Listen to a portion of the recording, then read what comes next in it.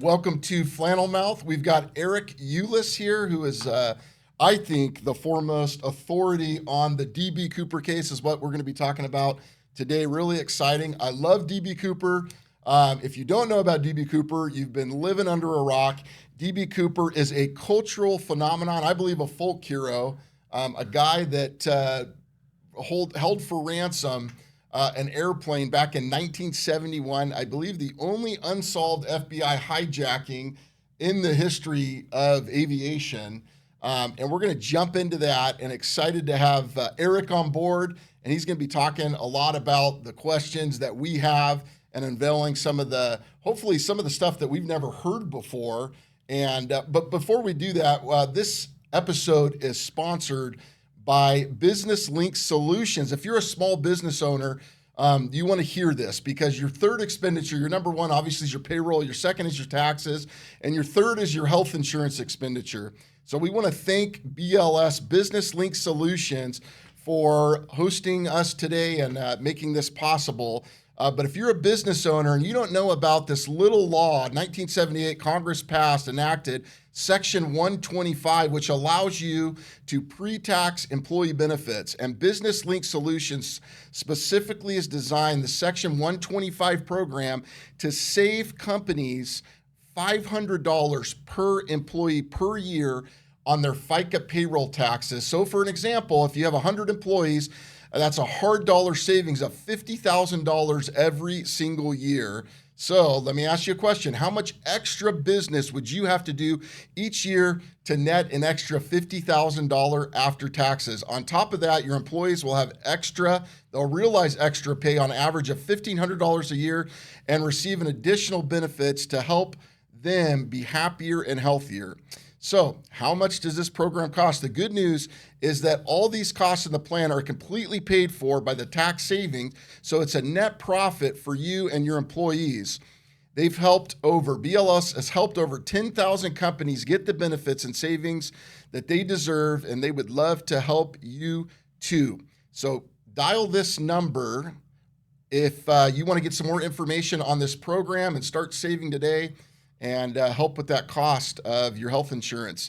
It is 866-399-1376, and visit www.businesslinksolutions.net. Okay, now for the good stuff that we're here for. Eric, we're excited to have you on here. Tell us a little bit in a nutshell for somebody maybe who's watching that does not know about the D.B. Cooper case, why it's so fascinating, why it's a phenomenon, and a little bit how you got involved in it.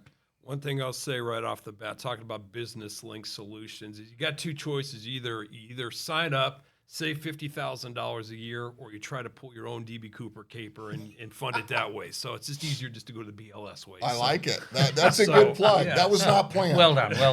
There you go. So my background, where I came from.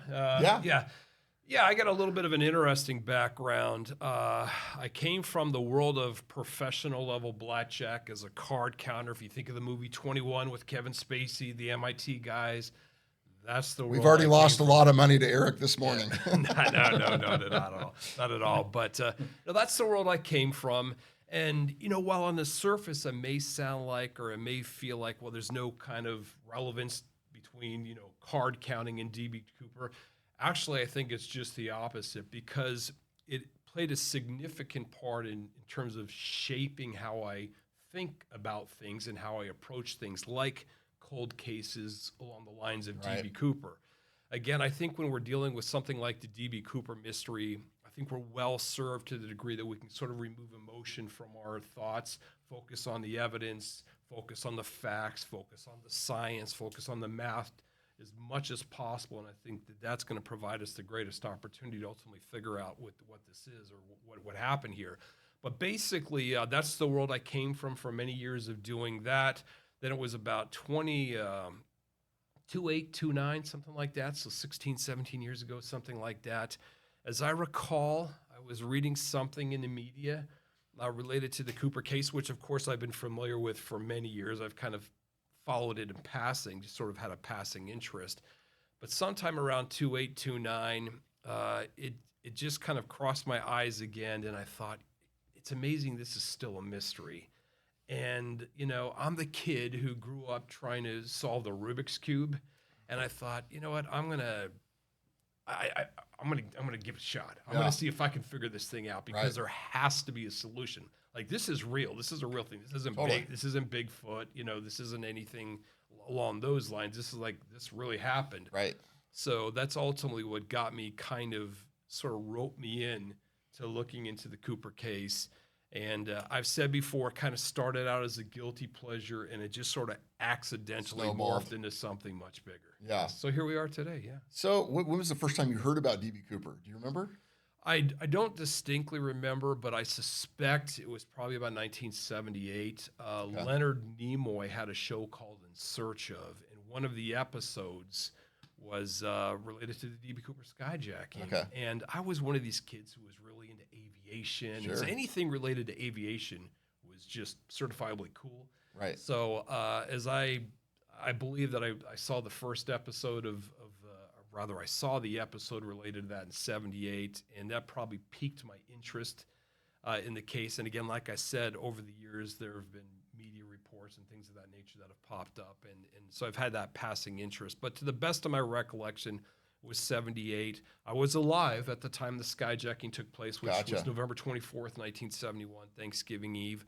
I Crazy. was 5 years of age. I do not remember the skyjacking taking place. Mhm. However, I had just started kindergarten 6 weeks earlier, and I do remember that first day of kindergarten. I remember that very well, my very first day of school, which again was about 6 weeks before the skyjacking took place. So I do have a very solid grasp or concept in my mind of the amount of time that has passed, and I certainly remember the very early 70s and just the way the world was at that time. And I think to a certain degree that is also very helpful in terms of sort of shaping my approach and my thoughts about this case at this point. Totally. I love that. And I got a surprise for you today. Malcolm, our co-host here, is DB Cooper. Oh, well, I, that is a surprise. It's solved. why do you think there's so much? What's the cultural phenomenon behind? And by the way, we're going to plug as well CooperCon. It's CooperCon, right? Yeah. Let's do that real quick because I want everybody to know this is a huge event that you host. Correct? Is this your baby? Yeah, Okay. CooperCon is a 3-day event. I started in 2018, and it takes place in the middle of November, which is, again, timed for when the skyjacking actually took place. Right. It's in Seattle. So this is the 6th CooperCon coming up here, November 15 through 17 in Seattle. It would have been the 7th, except gonna be there. We didn't have it in 2020 because of the pandemic, Right. of course. But no, it's a lot of fun. It's 3 days of panel discussions, interviews, presentations, and pretty much everybody who's anybody in this case, whether you're talking the passenger who sat directly across the aisle from DB Cooper or the daughter or the captain of the flight that day or whatever, is there. The That's FBI cool. agent who headed the case, all these people. And you know all there. these people, and you've I talked know all to these them. people personally. I've known them for a long time. Many of them have taken part in previous CooperCon events. So yeah, I mean, if people are interested in attending CooperCon, or if you can't, there's actually an online option that's available this year as well. Where do we go to get tickets? Just CooperConEvents.com. And I'll put that CooperConEvents.com. in the video. Okay. How well attended is it? We typically have about 125 to 150 in terms of actual people in the audience. This year, I think, is going to be much. I think we're going to sell out this year. I think we'll be around 300 people this year. Cool. So it's remarkable. We get an enormous amount of publicity every year. We're always like, in fact, this last year we were on literally the front page of the Seattle Times, above the fold. That's cool. A couple years before, we were big. CooperCon was a big part of a Netflix docuseries. I'll get that out. Called DB Cooper, Where Are You? Episode 4 of that it starts off at CooperCon, I think 2022, the 2022 CooperCon.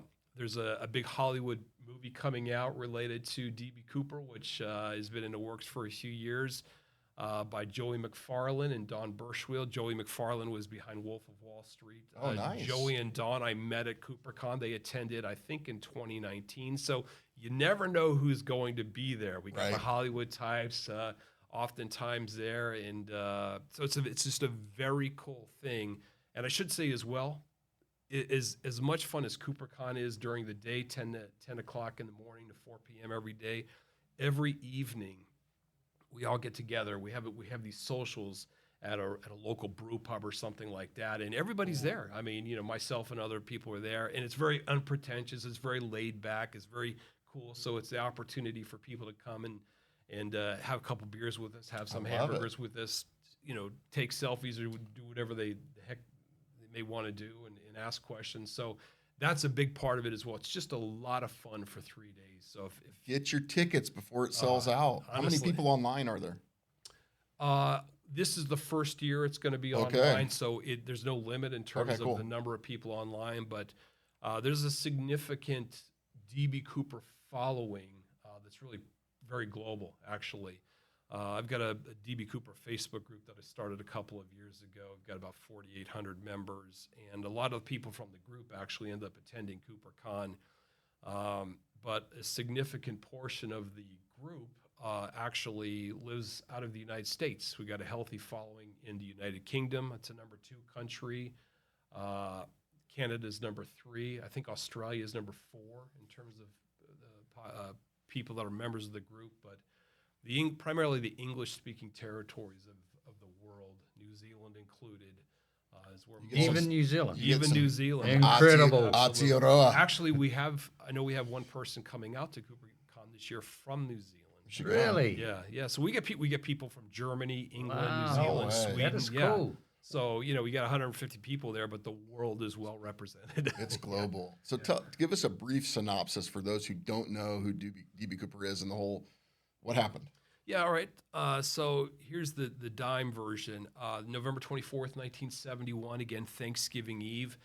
A guy shows up at the Portland International Airport and plunks down a $20 bill and buys a one-way ticket on Northwest Orient Airlines to Seattle, typically a 36-minute flight.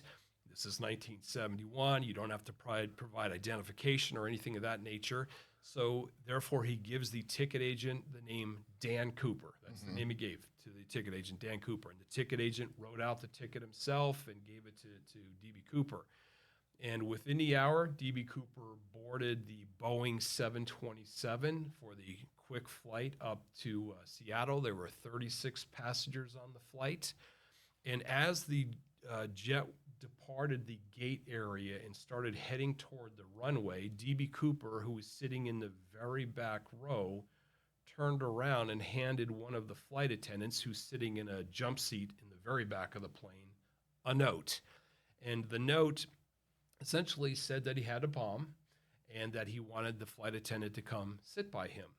So, of course, the flight attendant read the note and came and sat by him. And at that point, he had a briefcase on his lap, and he opened it up a little bit and showed her what appeared to be a bomb. Wow. And this is literally occurring as the jet's rolling down the runway, departing Portland, heading up to Seattle.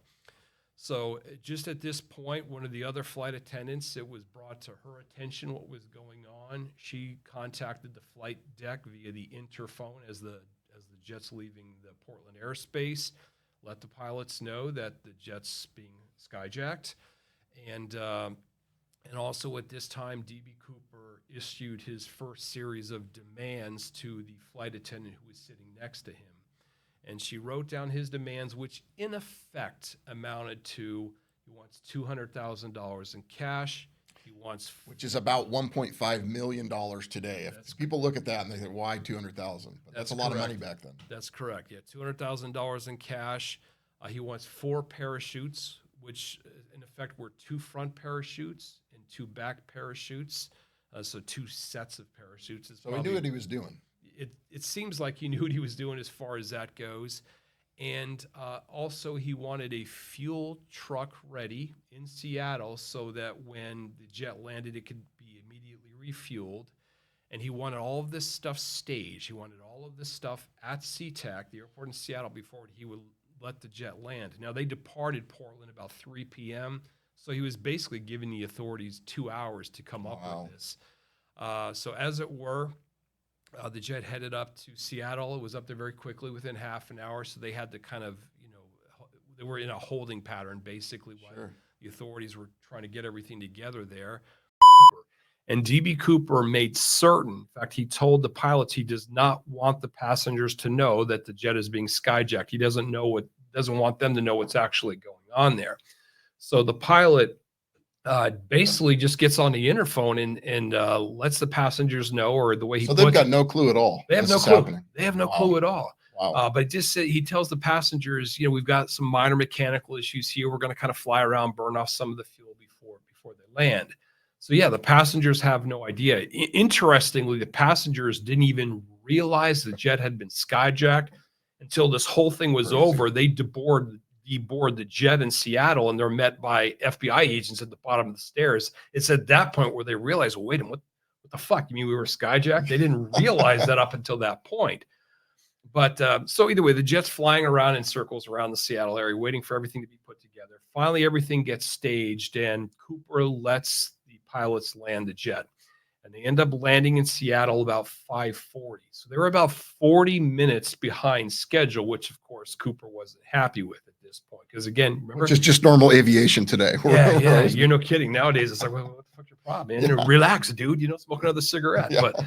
But so they're basically a little bit behind schedule. Right. The first thing that happens once the jet, lands, the jet's pulled off to a private part of the airport there, is he sends out one of the flight attendants to retrieve the $200,000 in cash, which was in the form of 10,000 $20 bills that came in a white canvas bank bag, weighed about 20 pounds. Which is the equivalent of like $1.5 million today. That's right. Kind of give it a little bit of perspective with inflation. About $1.5 million today. Wow. Exactly. Now, I should note here that he actually requested that the money be delivered in a knapsack, but the authorities kind of dropped the ball on it. They didn't actually deliver the $200,000 in a knapsack. It was in a cheap canvas white bank bag. Was that deliberate or just what they had, you think? I don't know. I'm really not sure. I don't know if it was just they just overlooked it or whatever the case may happen to be. But basically, it's just a typical standard, vault bag, bank vault bag that the money was delivered in. But nonetheless, the flight attendant brought the cash on board, brought it to Cooper in the back of the jet. He just briefly looked at it and said it's good, and he let the passengers go. So true to his word, he let the 35 passengers go, and he also let 2 of the 3 flight attendants go. So at this point, what we've got on the plane is we've got the 3 pilots in front, and we've got one of the flight attendants in back with DB Cooper, and that's it. Now, the jet's getting refueled. There's some problems as far as refueling and stuff is concerned there. Deliberate as it was deliberate. Okay. The FBI was fucking with them. Yeah. And it pissed DB Cooper off.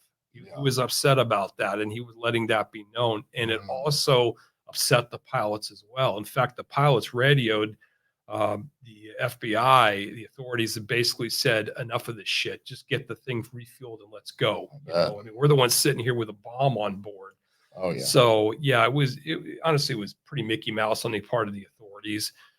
But so they end up, the jet eventually gets buttoned up and it's ready to go. And it's at that point where DB Cooper actually lets the pilots know where it is he intends for them to fly, because up to that point they had no idea. They didn't really know what the next step was. But basically, he issues several demands. First of all, he says, we're going to fly to Mexico nonstop. We're not landing anywhere in the United States. Fly to Mexico City nonstop. That's the first thing. And he says, in addition to that, this is the way that I want the jet to fly to Mexico nonstop. I want it to fly with the landing gear down. I want it to fly unpressurized. I want it to fly with all of the lights out. I don't want the jet flying over 10,000 feet. I want the flaps at a very specific 15-degree flap setting, which is kind of unique to the 727. So that's a pretty interesting thing, the 15-degree flap setting. But here's the other really fascinating. So this guy knows aviation. He does. This is calculated. It appears that he knows. It appears that he knows the 727 and aviation general. But here's the other really fascinating thing, and this relates to the Boeing 727 specifically. The Boeing 727 is special because it has this back air stairs apparatus that Mm. deploys from the back bottom of the jet. Basically stairs that you can board the jet with or walk off the jet with. And the reason that the Boeing 727 had this built into it was because they figured that the 727 would be utilized at a lot of smaller airports that didn't have jet Sure. walks or didn't have maybe the trucks with the air stairs that go up the back, that kind of thing. Old school. So this was all sort of self-contained in a 727, so it could comfortably service a small airport somewhere that didn't have any, ground equipment or limited amount of ground equipment. Right. So, but those air stairs, DB Cooper wanted those air stairs actually hanging open as the jet was taking off. He Mhm. ordered the pilots. He said, I want those air stairs open, literally dragging on the ground as we take off. Well, at that point, the pilots provided some pushback. They said, Sure. listen, dude, we can't take the airliner off with those air stairs down. It's going to inhibit the jet's ability to rotate, to lift off, to take off or whatever. And DB Cooper famously, this is in the FBI file, said, yes, you can. But nonetheless, DB Cooper relented and said, all right, go ahead and take off with the air stairs up. But as soon as we're off the ground, I'm going to go ahead and lower those air stairs there. So that's actually what happened. He let Wow. the jet take off with the air stairs down. Now, the other thing that the pilots provided some pushback on was flying to Mexico City nonstop, 2,200 nautical miles from Seattle. They just simply said, listen, brother, we just can't do that. Right. It's just too far. The jet just Sure. doesn't have that kind of range Yeah. in the kind of configuration that you want to fly this jet in. Because Do you think he had any intention of actually going to Mexico? No, At all? No, not at all. No, I think it's a ruse. But Hmm. but the jet was flying in a very drag heavy configuration, and they just simply burning too much fuel. So Right. they have a little bit of conversation back and forth. We're gonna have to refuel somewhere in the United States. Phoenix comes up into the conversation, and ultimately it's decided now that the jet probably wouldn't even make it to Phoenix. And there's a little bit of back and forth, and ultimately they decide to land in Reno, ostensibly to refuel. So Reno, Nevada is the first destination. Importantly, DB Cooper did not provide any kind of flight path with respect to how to get down to this. The pilots could have done anything. In fact, they even talked about flying along the Pacific coast just in case the bomb went off. Sure. They don't want to kill people on the ground, but they talked about that. There are a number of options as far as that goes, but ultimately, again, DB Cooper had no say in this whatsoever. Ultimately, it's decided that the jet would basically just head out of Seattle, fly in effect due south over Portland, Oregon, continue south toward Eugene, Oregon, continue south. Then basically, as it's crossing into the California, kind of start heading in a southeasterly direction over the Donner Pass area, Gotcha. the Sierra Nevada, and then fly into Reno. So that's basically what it did. But so the jet takes off and starts tooling its way south. And about 36 minutes after takeoff, the pilots experience what they call a pressure bump. Mhm.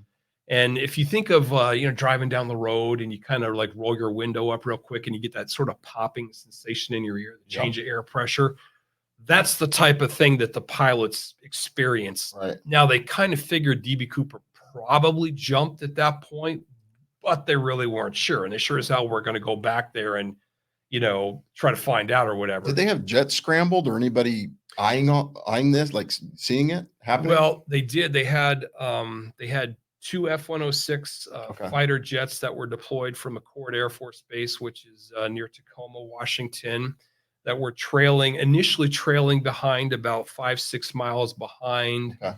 And then there was, but the F-106s were having a hard time maintaining such a slow speed. Yeah. So they were doing S patterns behind and they were having a hard time. But the important thing to note here is that they were flying in the soup. They're only flying at 10,000 feet. They were flying in the clouds. The weather was kind of drizzly. It wasn't like a storm or anything like that, but it was Sure. kind of a typical Pacific Northwest, fall time kind of evening. But pardon me here. So they didn't make any kind of visual eye contact. There's never visual eye contact with the airliner. Remember, the Oh, really? Yeah, the lights are off on the airliner as well. The lights aren't on, so there's nothing going on. This is Nothing, at not night. even the blinking No, lights. nothing at all. Really? Lights are off. So radar dark. contact only. Sorry. Radar contact only. That's correct. This is exactly correct. Wow. They only had radar contact. And the thing is that it was actually air traffic control that was directing the F-106s behind Flight 303s, or rather 305. The way the F-106s are worked out, they've got a small radar dish basically in the nose cone of the jet. And I want to say that the jet has a radar range of about 20 or 30 degrees. I almost want to say it's 20 degrees. But so the jet, as it's doing S patterns, is most of the time it isn't seeing in and out of Flight contact. 305 at all. It just kind of bleeps in or bleeps out as the nose kind of passes it. And they're, like I said, they're about 6 miles behind. So there's no visual contact. But either way, so, they suspect DB Cooper's jump, but they're not really sure. And the jet continues to head south for a couple of hours and eventually lands in Reno. Once the jet lands in Reno, the pilots radio back to DB Cooper, hey, we're here. What do you want us to do? Obviously, there's no response at this point. So the captain goes back to see what's going on with DB Cooper and verifies that DB Cooper is no longer there. And at that point, the other pilots come from the flight deck, and the first thing they do is actually start looking for the bomb, which is a little weird to me. I think they just got the fuck off the jet, but they're like looking for the bomb. And then, of course, the authorities, the FBI in particular, boards the jet at that point with dogs. So that, it wasn't like DB Cooper was hiding somewhere. They had dogs and everything. And that's it. So when the jet arrives in Reno, the only thing that was left on the jet were 2 of those 4 parachutes. In other words, one of the back parachutes, one of the front parachutes. And there was a skinny black clip-on tie that DB Cooper had been wearing that they found on his seat. Apparently, DB Cooper took this skinny black clip-on tie off, threw it onto the seat, and forgot it, just left it there. Because this guy took everything else that could be construed, could be used as evidence. Makes sense, because he didn't want it flapping in his face. Well, I mean, he definitely wanted to take it off, but I don't think he intended to leave it behind. And also 7 cigarette butts. He had smoked 7 cigarettes on the jet, and those cigarette butts were still sitting in the ashtray there. Now, the cigarette butts and the tie, that was all analyzed by the FBI and Quantico.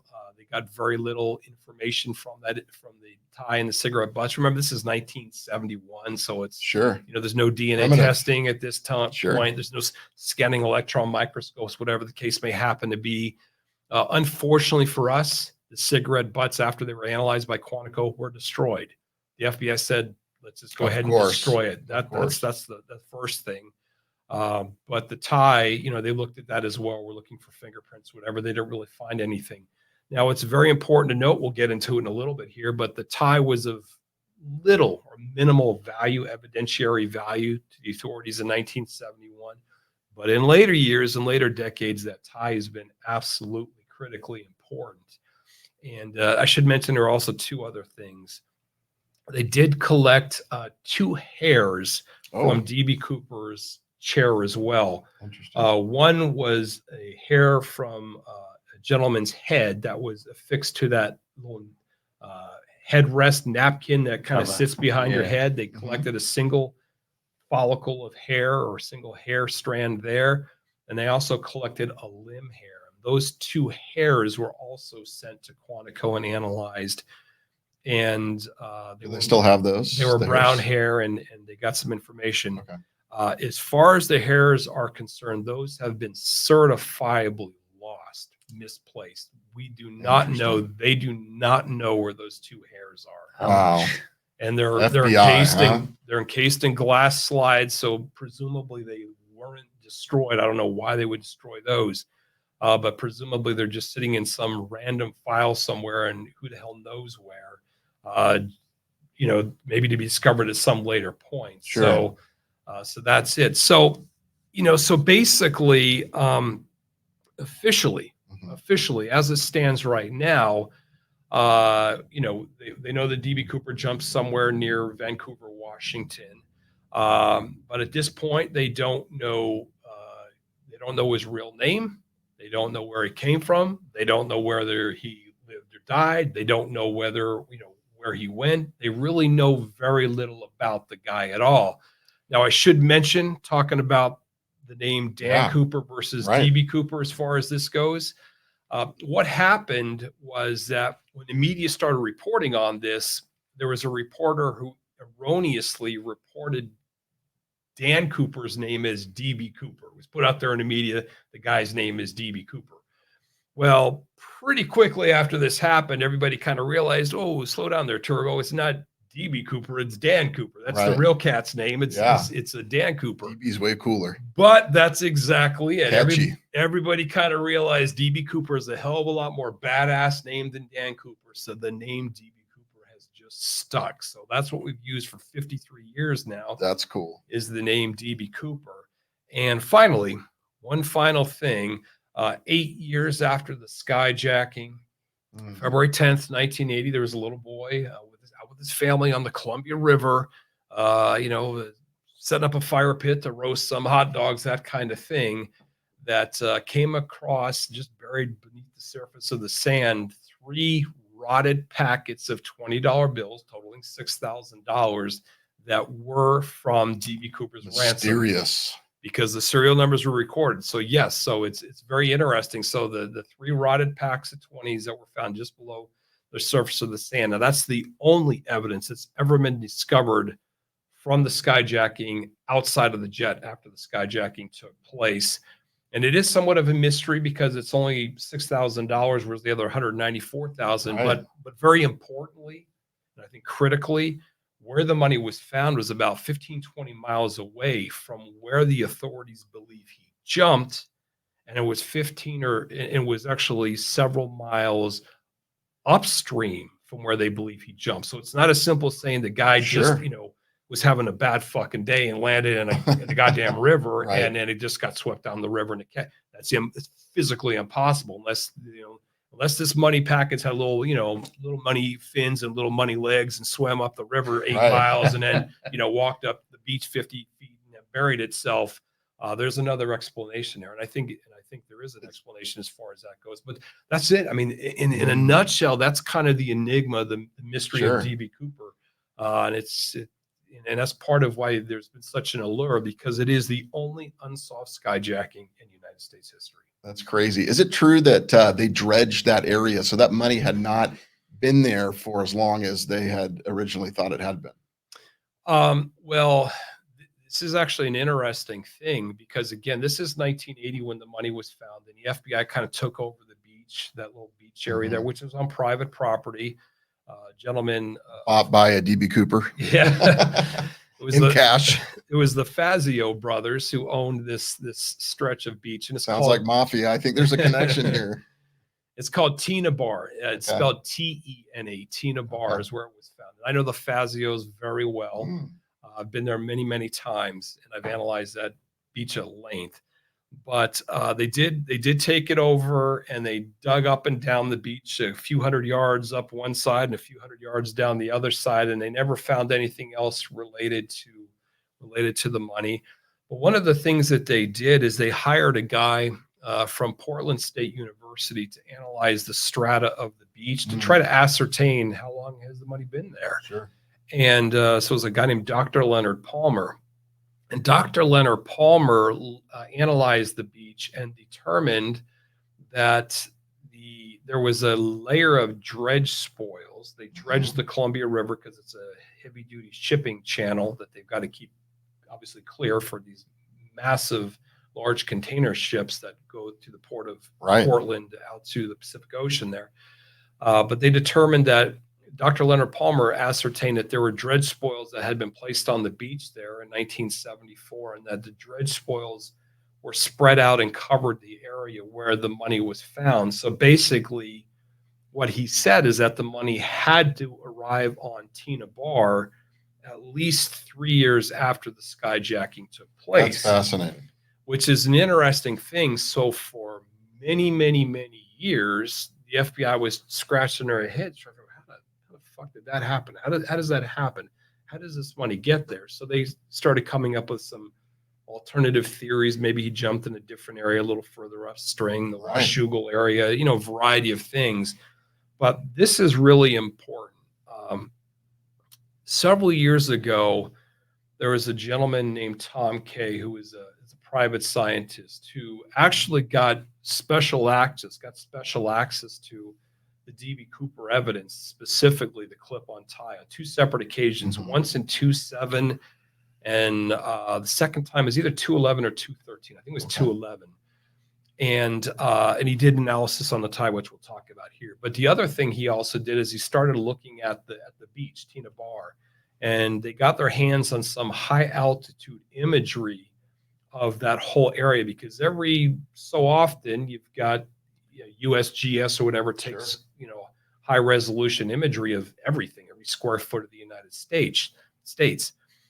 And he determined that Dr. Leonard Palmer was wrong, that the layer of dredge spoils, or the dredge spoils that were placed upon Tina Bar in 1974, and indeed they were spread out along the beach via bulldozer by the Fazios, the people who own the property, but they weren't spread out far enough to cover the area where the money was buried. So that instantly threw out the whole notion that the money had to show up after 1974. I later analyzed it, and I determined that the dredge spoils that were actually on the beach where the money was found, the last dredge spoils were spread there in 1970. So why this is important is it pretty clearly indicates that the money, in all likelihood, in my opinion, actually was buried on the beach probably the night of the skyjacking itself, and had been there the entire time. Why this is notable is because this is an example, a single example of a colossal fuck up on the part of Dr. Leonard Palmer specifically, but the FBI at large, because obviously Dr. Palmer was retained by the FBI for the purposes of analyzing this. So I've said before that one mistake, that one error on the part of Dr. Leonard Palmer, in effect, put the truth out of hand for 28 years until Tom Kay came along and realized, you guys made a mistake here. Now, I want to be very clear about this. I don't want to disparage Dr. Palmer, who's no longer around, and I don't really want to disparage the FBI as well, because they had limited tools to work with in 1980. I think someone kind of dropped the ball a little bit, but again, it's very easy for Eric Ulis here in 2024 to look back with perfect 2020 hindsight and point out where mistakes were made or what have you. But nonetheless, a mistake was made, but ultimately it was rectified. Ultimately, the mistake was identified. So so that's kind of the story about the money find and dredging and everything else as far as that goes. That's fascinating. So you're a little bit like D.B. Cooper, who is a folk hero, sticking it to the man. I'm like D.B. Cooper, the folk hero. Well, you are, because you actually sued the FBI, which is a very fascinating part of the story. And are you still in a lawsuit with the FBI, or has that been dropped since then? Or so let's talk about the lawsuit here, because it's a lot of fun. Let's have some fun here. Yeah, a little bit of we'll pull out a little bit of Bob Ross here and have a happy little fun. So, I love it. So basically, so the skinny black clip-on tie that I talked about that was left behind on the jet by D.B. Cooper that he wore, found on his seat. Again, 1971, wasn't of much value. They were looking for fingerprints, couldn't find anything. That was about it. They determined that the tie was, sold at JCPenney, cost $1.49 and was picked up. That's kind of about it. Are clip-on ties popular back then? Yeah, I think was it kind of like a cheat? Because like today, you think of a clip-on tie, you're kind of a dork. Much more popular. Okay, so they were popular. Yeah, much more popular. So it doesn't take away from the mystique and the slickness, the 007 feature that is D.B. Cooper. No, not at all. It was much more popular back then. But so one of the interesting things is I actually have essentially the same exact tie that D.B. Cooper You were has. a nerd, but you're a cool nerd. Yeah. And I would do the same thing. Yeah. I eventually found one. Now the color is slightly different, but but basically it was a very small lot that these ties were produced in. It was manufactured in 1964. And in all likelihood, what I basically say is that DB Cooper probably purchased the tie or obtained the tie around Christmas of 1964. So right around Okay. Christmas of 1964 was when that tie was purchased. Interesting. At JCPenney, a JCPenney store somewhere within the United States. So why Christmas? Why are you determining? there are a few things. I won't get into technical parts of it, but there are a few things on the tie that actually have been very serendipitous for me in terms of investigating this, that helped me zero in very specifically when this tie was manufactured and therefore when it was likely purchased. So I know it was approximately Christmas 1964 when the tie was purchased, which is important information to know. Which could have been a Christmas gift to him. That's why I was asking around the time. Yeah, it's entirely possible. That's exactly correct. That's exactly correct. So either way, one day a couple of years ago, I apparently have nothing better to do with my life except to read United States patent information related to this DB Cooper clip-on tie. And specifically, I was reading about the patents surrounding the clip-on apparatus that's built into the tie. And I discovered something. I discovered that part of that apparatus entails this little metal spindle that's kind of in the back of the tie. And what the spindle does is it enables you to twist it a little bit, and it kind of extends a little, extends outward, maybe half an inch or so, something like that. And so what the net effect of that spindle and opening it up and letting it open up half an inch or whatever the case may happen to be, is it enables the person wearing the tie to either have a tie knot that's a little bit more prominent, pushed forward, or a little bit less prominent, receded somewhat. So it's just sort of an individual preference kind of thing. And I thought, wow, I didn't even realize that this tie had a spindle that could do that. So I pulled out my tie and I'm like, yeah, sure shit, there's the spindle and it's closed. On my tie, it's closed. And I'm like, well, let me try to open this thing up. And I tried and it was a little tough. It was like stuck, but then finally it gave way. It opened up. Sure enough, the spindle opened up so I could twist it open or twist it shut or whatever. And it occurred to me, I wonder if the FBI realizes that the spindle opens. DNA. So I went back and looked at old pictures in the FBI files of the tie, and every picture that I saw of that spindle had the spindle in the closed position. Wow. So it did occur to me, if DB Cooper at any point had opened up that spindle, just messing around with adjusting the tie knot or whatever, would have had touch DNA on that spindle. Specifically, there's the shaft that's part of the spindle that when the spindle is in the closed position means that the shaft is kind of encased in this little tiny metal cylinder. So it's well protected. It's not contaminated. And it's been in FBI custody this entire time. So therefore, it's reasonable to deduce that, boy, if there's a DNA profile sitting on that spindle, it's still sitting there today, right underneath our noses. That's phenomenal. So I thought, wow, this is fascinating. So the first thing I did is I called up Larry Carr, who's a former special agent who headed the DB Cooper investigation. And I said, Larry, did you realize that spindle opened up? He said, no, he had no idea the spindle opened up. Then I reached out to Tom Cade, again, that citizen scientist guy who had access to the tie 2 separate times, 2/9, 2/11. Tom, do you realize that this spindle actually opens up? No, he had no idea the spindle opened up. So it got me thinking, I bet you the FBI had no idea that the tie spindle even opened up, therefore didn't test for DNA. Moreover, it's important to note that when the FBI did test for DNA, which is 2001, they didn't have touch transfer DNA back then. It wasn't until about 2005 when they could actually start testing for touch transfer DNA.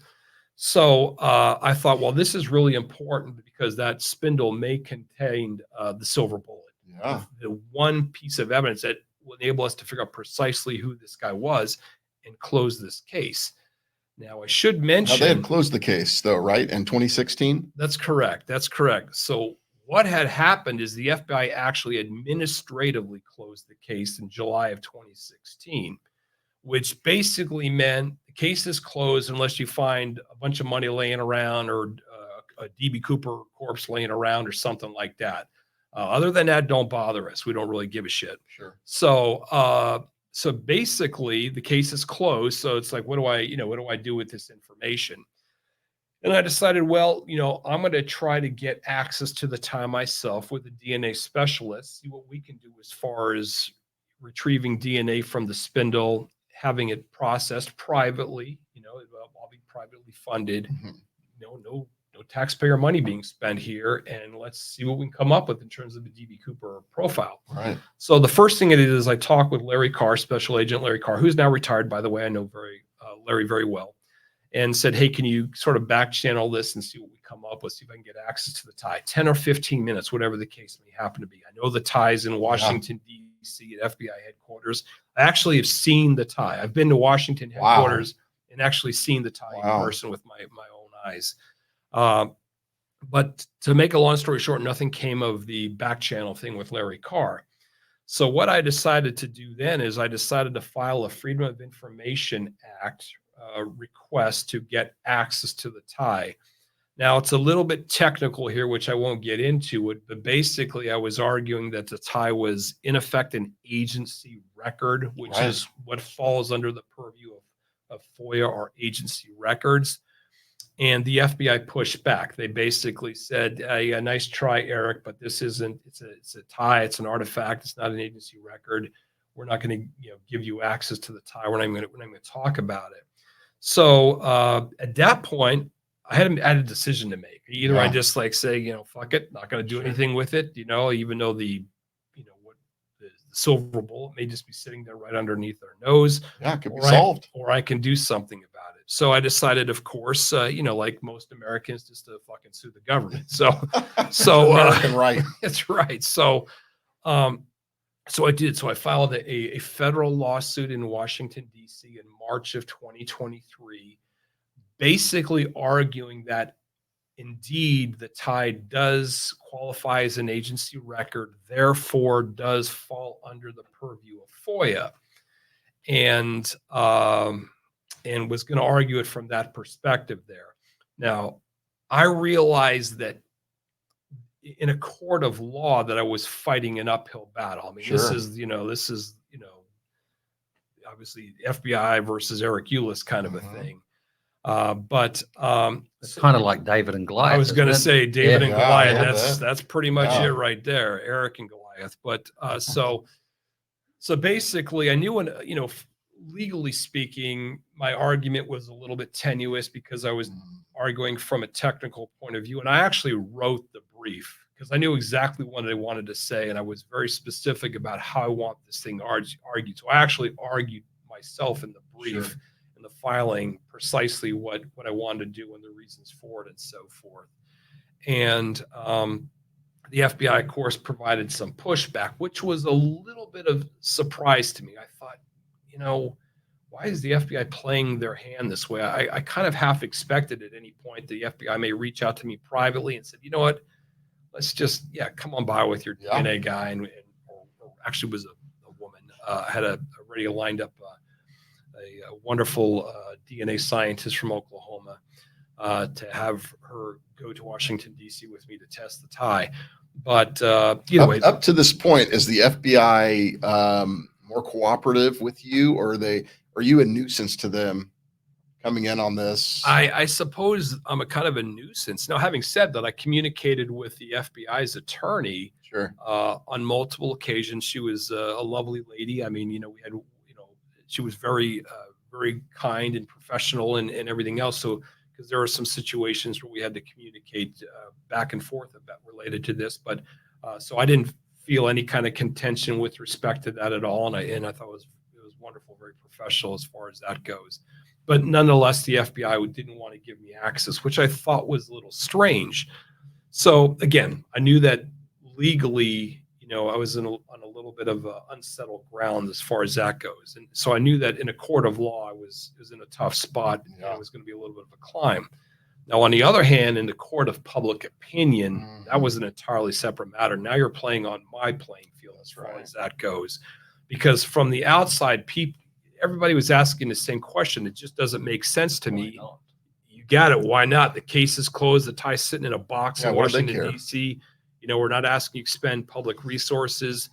Eric drops by for 10, 15 minutes with a DNA specialist, you know, while the tie is in your custody, and they just quickly swab the thing and be done with it. And, you know, why? What's the big issue with respect Under to their this? supervision. It's not like you're, you know, That's exactly you it. could have taken your tie that you got though and done a little swap, kind of Well, like National it's a Treasure. little different colors. So I think that would have been, They yeah, wouldn't have known. yeah. And Well, then you know, sold it on eBay. It's and the give it to FBI.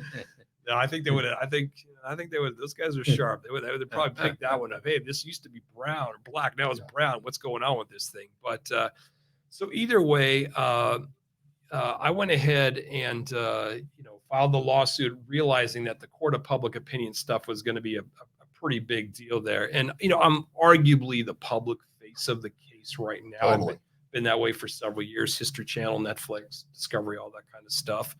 So, of course, immediately after suing the FBI, you know, I'm being interviewed on News Nation, I've been interviewed on, you know, Fox News about this, interviewed on CNN with Jake Tapper, who And this is your whole purpose of the lawsuit, right? well, that's a It's big part of it. That's yeah. that's a big part of my strategy. But smart. beautifully, I love this. I was interviewing with Jake Tapper on this case.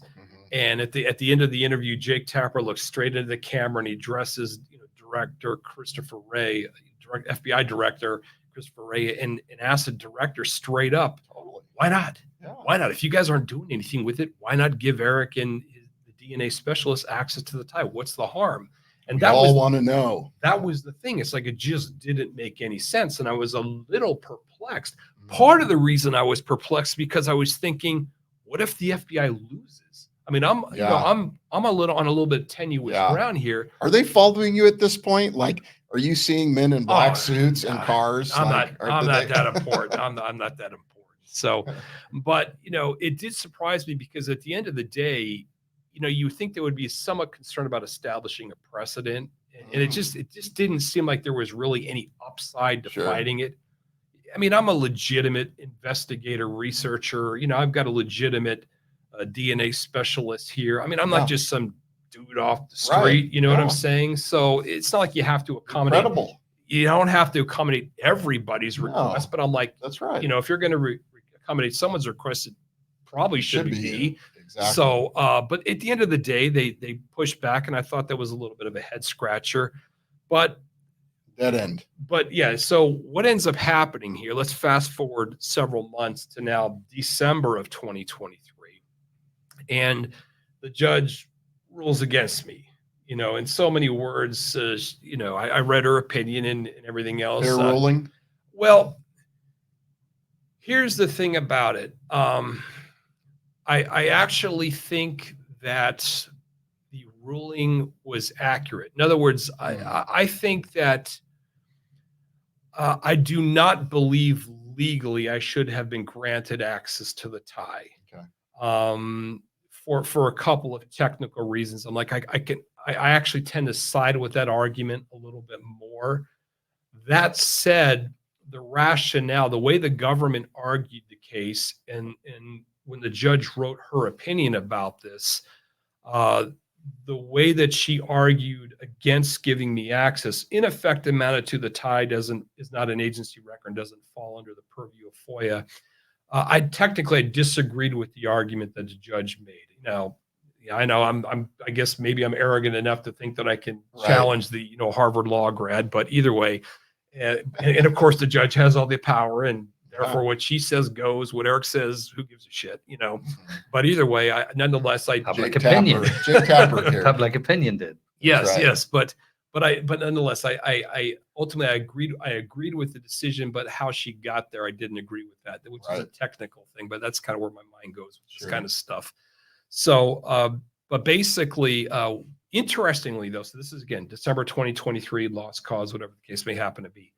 But interestingly, a couple of months after that, all of a sudden word gets out that the FBI has in effect reopened the case. What a coincidence. Yes. No, not at all.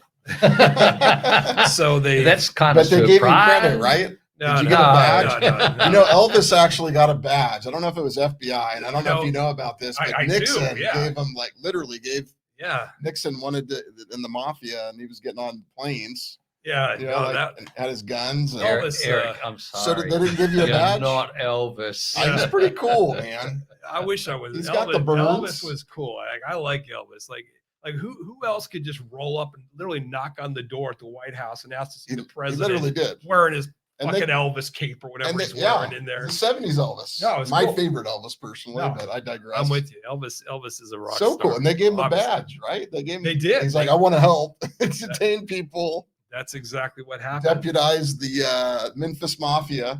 As I think of it, I think What a great era. I think Elvis gave President Nixon something, and in return, President Nixon gave Elvis the badge. I think that's what it was. I thought he gave him a gun. I could be wrong. Actually, on you're this. right. I Like think a it was. gold-plated. Yeah, like so Elvis shows up 1911. with a gun. Yeah, to the at White, the White House. House, knocks on the door, and they let the dude in. The greatest part of totally digressing, but the greatest part is when he shows up to the airport, he doesn't have a credit card. He doesn't. They're like, he's like, I'm Elvis. He's like, how do I do this? Because he But never books his stuff. That's the himself. dude. It's like it's Elvis. I mean, Maybe Elvis was DB Cooper. let's not I go think we're there. on to. No. But either Good way, try. No cigar. yeah. So either way, the FBI reopens, reactivates, whatever you want to call the case. And Because of you. that's exactly correct. And here's the thing: a little bit of background on this. Again, as noted, the FBI tested the tie for DNA initially back in 2001.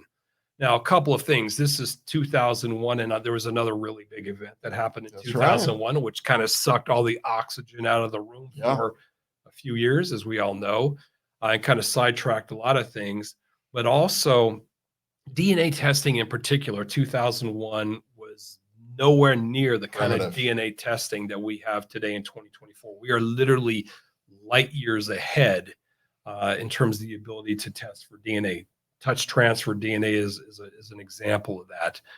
But so 2001, the FBI, pulls DNA off of DB Cooper's tie, and it's what they call a partial DNA profile.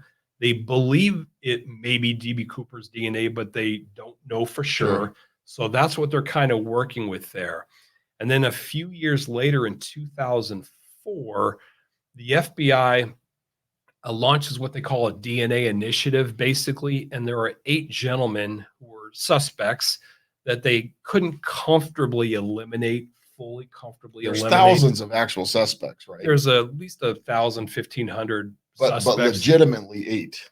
They're down to basically 8 Okay. guys. So what they did with this DNA initiative is they attempted to collect DNA from these 8 gentlemen for the purposes of comparing it to the partial profile that they had. And so they collected successfully from 7, is my understanding, but there was one that they didn't collect for, and that's for Richard Floyd McCoy, who was a well-known skyjacker who skyjacked the jet about 6 months after DB Cooper. Made a very bad decision to get into a gunfight with the FBI and lost, sometime later. But nonetheless, they never collected his DNA.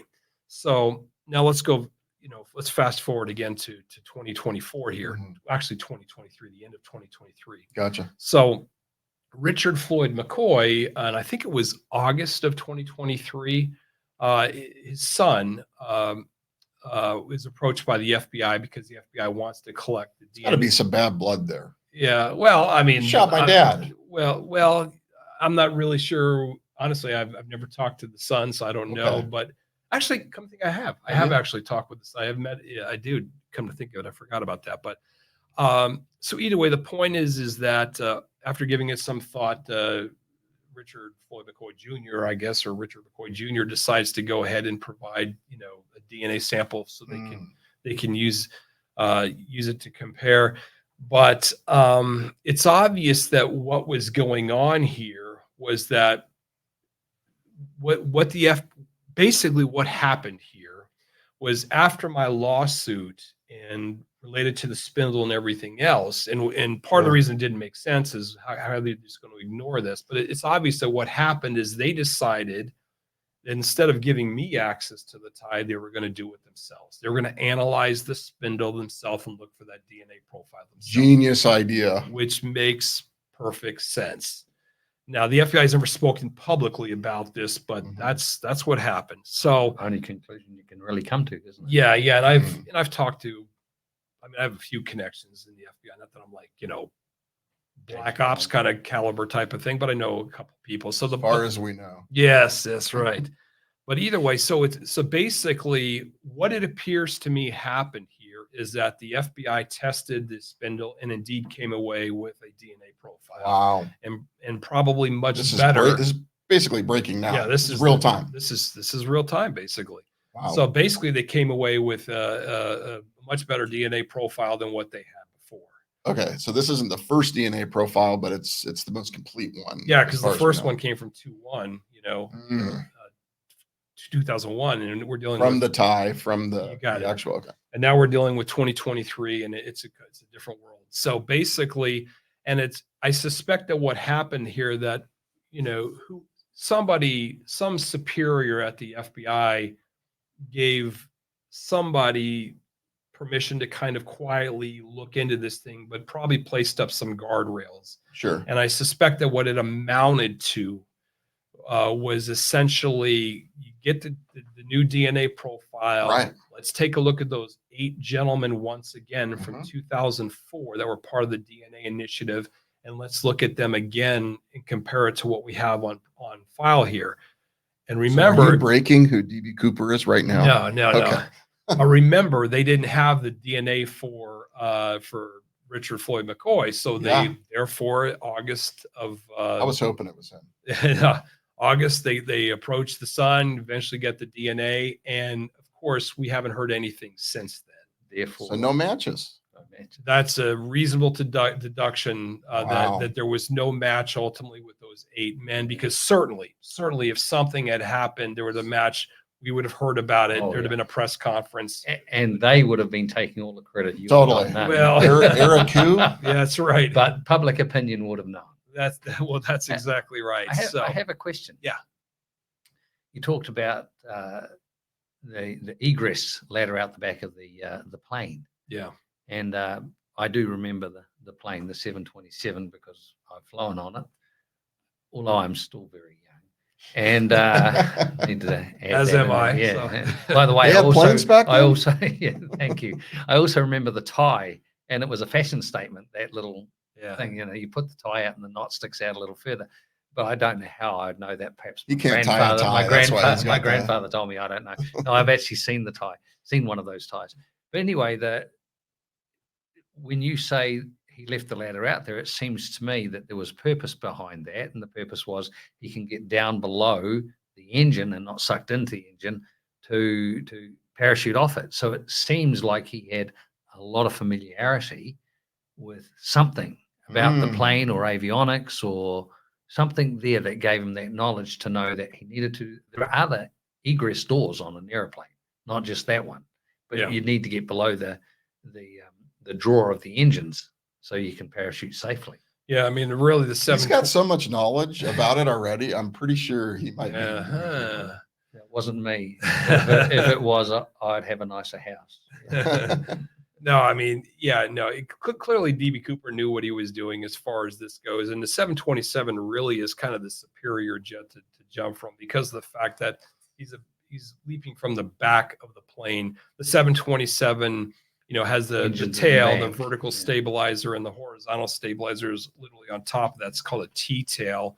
But the 3 engines, as you've noted before, they're all clumped in the back of the jet. You've got one on the back left side of the fuselage, one on the back right side of the fuselage. Then there's a center engine that's kind of molded into the center of the back tail area that's literally on top of that apparatus, that the air stairs apparatus. So the net effect is DB Cooper walking down those stairs, jumping, is immediately clear of the jet and doesn't run the risk of getting sucked into an engine or flying into a wing or something of that nature. So it's a very safe jet to jump from.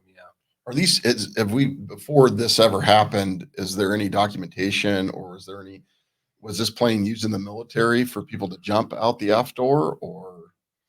No, no, there's been a lot of discussion about, military personnel leaping from Southeast Asia in the back of a 727. Just didn't happen. Just didn't Okay. happen. There would be material and those kind of things that could be ejected or slid out of the back, Sure. but there's nothing that indicates the CIA or Air America or anything was doing that. It was a commercial airline.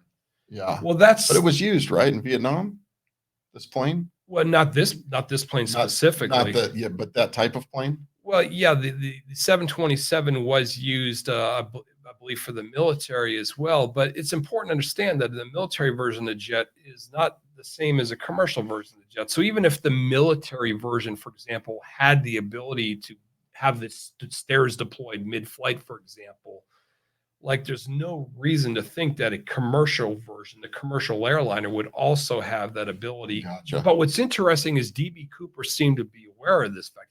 He apparently was aware that you could actually deploy the air stairs in flight. What about takeoff?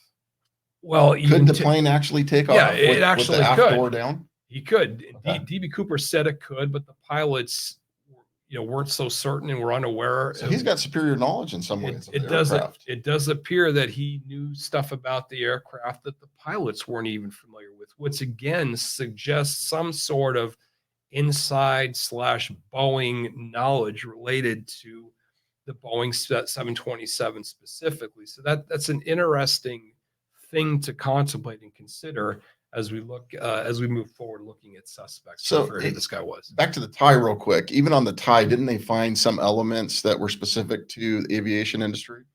Yeah, and this is a critical part of the story is, as mentioned, scientist Tom Kay got access to the tie 2 occasions, 2/9, 2/11. And when Tom got access to the tie, what he did is he brought along with him these sticky stubs, what are called sticky stubs, and they kind of look like cufflinks basically. And you just sort of touch the tie with this cufflink basically that's got a sticky side on the one part on the bottom there, so that when you affix it to the tie and then pull it away from the tie, by virtue of the fact that it's got a sticky surface, that you actually pull particles off of the tie. So we had a couple of dozen of these sticky stubs that he applied to the tie in various places and pulled them away. So he was pulling particles off the tie. And he also vacuumed the tie and collected particles in a filter there. And in later years, those sticky stubs were actually sent to a lab in Chicago called McCrone Labs, very famous laboratory. These are the guys that analyzed the Shroud of Turin. Wow. And had them look at it. You had them look at some of those particles that were analyzed that came from the tie.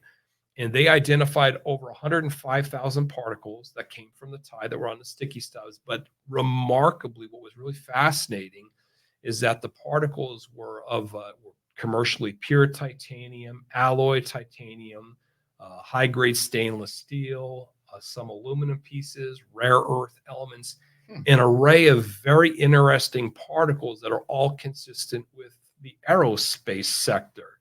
And importantly, were also quite rare back in 1971, titanium in particular. Very, very common nowadays to have titanium all over the place. But the late 60s going into the 70s, not at all. It was basically used in aerospace or perhaps in the chemical industry. So I don't think it's a mistake, or rather, I don't think it's coincidence that decades later, after we analyzed the tie under the particles from the tie under scanning electron microscope, that lo and behold, we're coming up with particles on the tie, a significant number of particles on the tie that do appear to be consistent with the aerospace sector, Boeing, and so forth. So I think that the FBI, who immediately started looking at Boeing right after this skyjacking took place, because they're thinking, hey, this dude's dropping knowledge. He seems to kind of be familiar with aerospace, aviation, Boeing 727. I think they were on the right path as far as that goes. What's your take on his profile? I mean, definitely he worked in aerospace. I believe that DB Cooper did have a relationship with aerospace. I do not believe he worked for Boeing. Rather, I believe that he worked for a major Boeing subcontractor. So he had a relationship with Boeing by virtue of the company that he worked with, but I do not believe he actually work for Boeing himself. And there are reasons why I believe that. And we can't deduce down who this might be from that. Sure we can. Yeah. Okay. Absolutely. Okay, Yeah. well, don't tell us if you think you know who it is yet. Well, okay. I want to know later. Yeah. Gotcha. Spoiler. Gotcha. Yeah. No, I can. So you have somebody in mind Oh, that yeah, is not one of the 8? Oh yeah. Yeah. Okay, absolutely. well, Yeah. we'll save that. Yeah, 'cause yeah. That's, Yeah. Well, wait. that's a grand Will finale. you share it with us? Oh yeah, yeah. No, I mean the gentleman that I'm interested in. I want to be clear. I don't know if he was DB Cooper or what have you, but he's a very compelling person of interest in my mind. And I'm of the opinion that it's either this person that I'm he still thinking alive? of, or it's a complete unknown. To answer your question, no, the gentleman passed away in 2002. How old would he 2002. be now, projected? Well, he would have been 52 at the time of the skyjacking, so he would be about 105 now. Wow. I would imagine he's probably dead.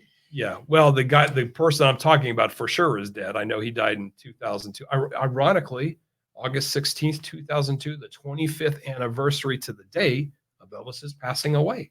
I told you guys. We just I wrapped told up. It you. was Elvis. It was Elvis. There's little quirky things like that. It's not Elvis has left the building. It's Elvis has left the plane. Yeah. It's an interesting thing when you dig into this the way I do, to the degree Right, that I have, right. and you're looking at. I'm a math guy. I mean, I came from the world of Totally. professional card counting, blackjack, and all that kind of space. It's fascinating because I tend to recognize patterns and things or whatever. And one of the things that I came up with is what I call the rule of 36. The rule of 36. You'll notice that the number 36 seems to reappear in this case time and time again. For example, the flight from Portland to Seattle is a 36-minute flight. There were 36 passengers on the jet. When the jet took off from You Seattle, said you're not a conspiracy guy. Wait a second. when the jet took off at 7:36, he jumped about 8:12 p.m. That was 36 minutes later. And it was 36 years after the skyjacking took place in 2007 when the aforementioned Special Agent Larry Carr actually breathed new life in this case, actually opened it up to the public for the first time and got a lot of people like me involved in the case. So that number 36 seems to constantly come up. I'm not conspiratorial whatsoever, but I call it the rule of 36. It's just one of those things that just interestingly, the number seems to constantly pop up. And this is going to blow your mind. Elvis actually ate 36 fried peanut butter and banana sandwiches before he died. Yeah, I'm not buying that. Yeah. Yeah, you went too far. I think he had You went 36. 136 too far. 36 too far. Yeah. Just leave it to Eric. Yeah. We'll cap it off at the Larry Carr thing. No. We'll cut that part out. Yeah. So now you got to keep that in there. The banana thing was ridiculous, but it's all good. Yeah. That's power. So tell us a little bit about the person, DB Cooper, because this is somebody that's suave, somebody that's slick, somebody that's kind of 007-ish. And tell us a little bit about the profile that you've garnered so far. And is it any different than the FBI's profile? Well, let's talk about what the witnesses described, like who we're looking for based upon what the witnesses said. So and there's really 5 primary witnesses in this case. You got 3 flight attendants who obviously interacted with DB Cooper. You've got a gate agent who eyeballed DB Cooper as their passengers were waiting to board the jet. He happened to notice Cooper because Cooper was wearing all black and he was kind of standing off by himself. Black shirt. Yeah, he was Or wearing white shirt. a white shirt, but he was wearing Black all tie, black suit. You got it. Yeah, black raincoat, that kind of Johnny Cash. Yeah, well, no. But and then there's a passenger, a guy named Bill Mitchell. Still alive?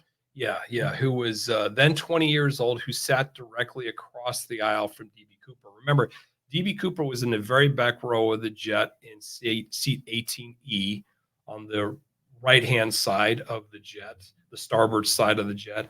And in the very back row on the left-hand side of the jet, the port side, was the gentleman named Bill Mitchell, again, then 20-year-old college student. They were the only 2 people back there. And I should say that boarding for this jet was kind of like Southwest today, where you just grab your own seat. Yeah. So DB Cooper purposely grabbed the seat in the very back. Back of the when you airplane. actually got peanuts on the plane before peanut Well, allergies. yeah, it was a different day and age to be sure. But those are the 5 people that are critically important to note. And Bill Mitchell, by the way, I know Bill Mitchell, the student. He's now early 70s, a very nice guy. I know him personally. He'll be at CooperCon coming up here this November. So anybody wants to meet Bill, come on out to CooperCon. I'll be there. But I'll be there. Basically, those witnesses, essentially, DB Cooper is a guy who was described as about 48 years of age. So he's basically, late 40s, maybe 50 years of age, something in that area there. Interesting age to hijack a plane. Yeah, an older man to be sure. He was approximately 6'1", 6 foot to 6'1", which is very tall for a guy of that age. Again, if he's, let's say, 50 years old in 1971, that means he was born in 1921. So looking at American men born in the 20s, which I've done before, I've dug into the statistical information, the statistical data with respect to this. Only 10% of American men were either 6 feet or 6'1". It's pretty tall. Did the FBI tall. identify that, or is that something you found out in your? Well, with respect to the 10%, demographic figure, I don't know. I don't know how much they looked into that, but I looked into it because it's an important metric in my mind. He was a relatively tall guy. He had a hairline that was similar to Bing Crosby, basically, conservatively parted, but a dapper man. Yeah, conservatively dressed guy and clean cut as far as that goes. The witnesses described him as having a swarthy complexion, olive tone. Bill Mitchell described him as white. So now whether that means DB Cooper was of Italian heritage or Latin heritage or just had a suntan, I don't know. But probably wouldn't have had a suntan at that time of the year. You wouldn't think so, but again, it's really hard to read into exactly what was going on because the guy was clearly out to deceive. You think he purposely was playing a part? That wasn't who he was. I'm of the opinion that DB Cooper was trying to establish a certain persona, even cigarette smoking. The guy smoked 7 cigarettes on the jet. This is actually hot off the press. This is new information as well that you're going to want to know. Breaking here on Flannel Mouth, real time. Let's go. I have a DB Cooper Facebook group, 4,800 members, and it's a very active group. And we got a few gentlemen on the group. A guy named. Can we post this on there? Yeah, absolutely. Yeah, absolutely. I'm sure your fans would love that. Yeah, so I don't have any fans. I'm your fan now. I'm your number one. You got one fan, so I'll be following you around. 2 fans. All right, don't rule me out. Come on now. So basically, there are 3 guys on there. A guy named Chris Brower, a guy named Drew Daniel, and a guy named Nicholas Broughton, who decided to dig into some of this Macron tie data, because when Macron analyzed the particles, they itemize all these particles in Excel spreadsheets and so forth, and it's been sitting there for years. But they were looking at the particles, and what they identified is that at the end of the day, there's in effect nothing on the tie, no particles on the tie that are consistent with cigarettes or cigarette smoking, specifically lighting a match or lighting a Bic lighter or something of that nature. One would think that, if you're a heavy smoker, as the FBI described DB Cooper, that, you're lighting a match and then, you're transferring some of that debris through touch to your tie knot or what have you. But there is virtually none of that on the tie, which is a remarkable find. And the tie is obviously well used because it's got all those other particles on it. The tie is well used. You suggested it was bought in 64 and this was 71. That's correct. It was worn many, many times. We can clearly see from the amount of debris, the number of particles on the tie, and importantly, the particles that were on the tie were from touch. So he obviously was handling things like titanium and other things that were getting on his hands, and he was transferring that to the tie at various locations. Which was specific to aeronautics, correct? Yes, the stuff. Space too, or just? Well, I would just say aerospace. I want to be clear, not you could necessarily be a NASA specific. guy? Well, it's for certainly he could have been somehow related to it, but it's not likely. Okay. I mean, because you have to account for all the particles, and there are other more mundane things like there's a fair amount of salt on the tie and so forth, which is a little technical. But so the point is that I have long suspected that DB Cooper may not have actually been a cigarette smoker after all. I'm not, Okay. So basically, it may have been a situation where he maybe had smoked previously and decided to take it up smoking to get on this flight, or maybe he was just outright faking smoking on the flight. But in my mind, it just looks like he's trying to put forward a certain persona. And the smoker, the bourbon 7-Up drinker, the wearing the dark shades, and there's a couple reasons for it. First of all, it's a persona that I think resonates well in the back of the jet if you're trying to maintain control. Sure. I mean, if you're the kind of the geeky scientist guy, Yeah. kind of hanging out in the back of the jet trying to skyjack a jet, who knows? Maybe somebody decides they want to be Billy Badass and jump him and take him out. So that's one problem. But if you're presenting yourself as sort of James Bond-esque in a way, kind of cool cat, grace under pressure, whatever the deal may happen to be, I think you're a lot less likely to try to take the dude on because you don't know exactly who you're dealing with here. So I think that's part of persona. But the other really critical part here relates to just smoking in general. DB Cooper was not a smoker.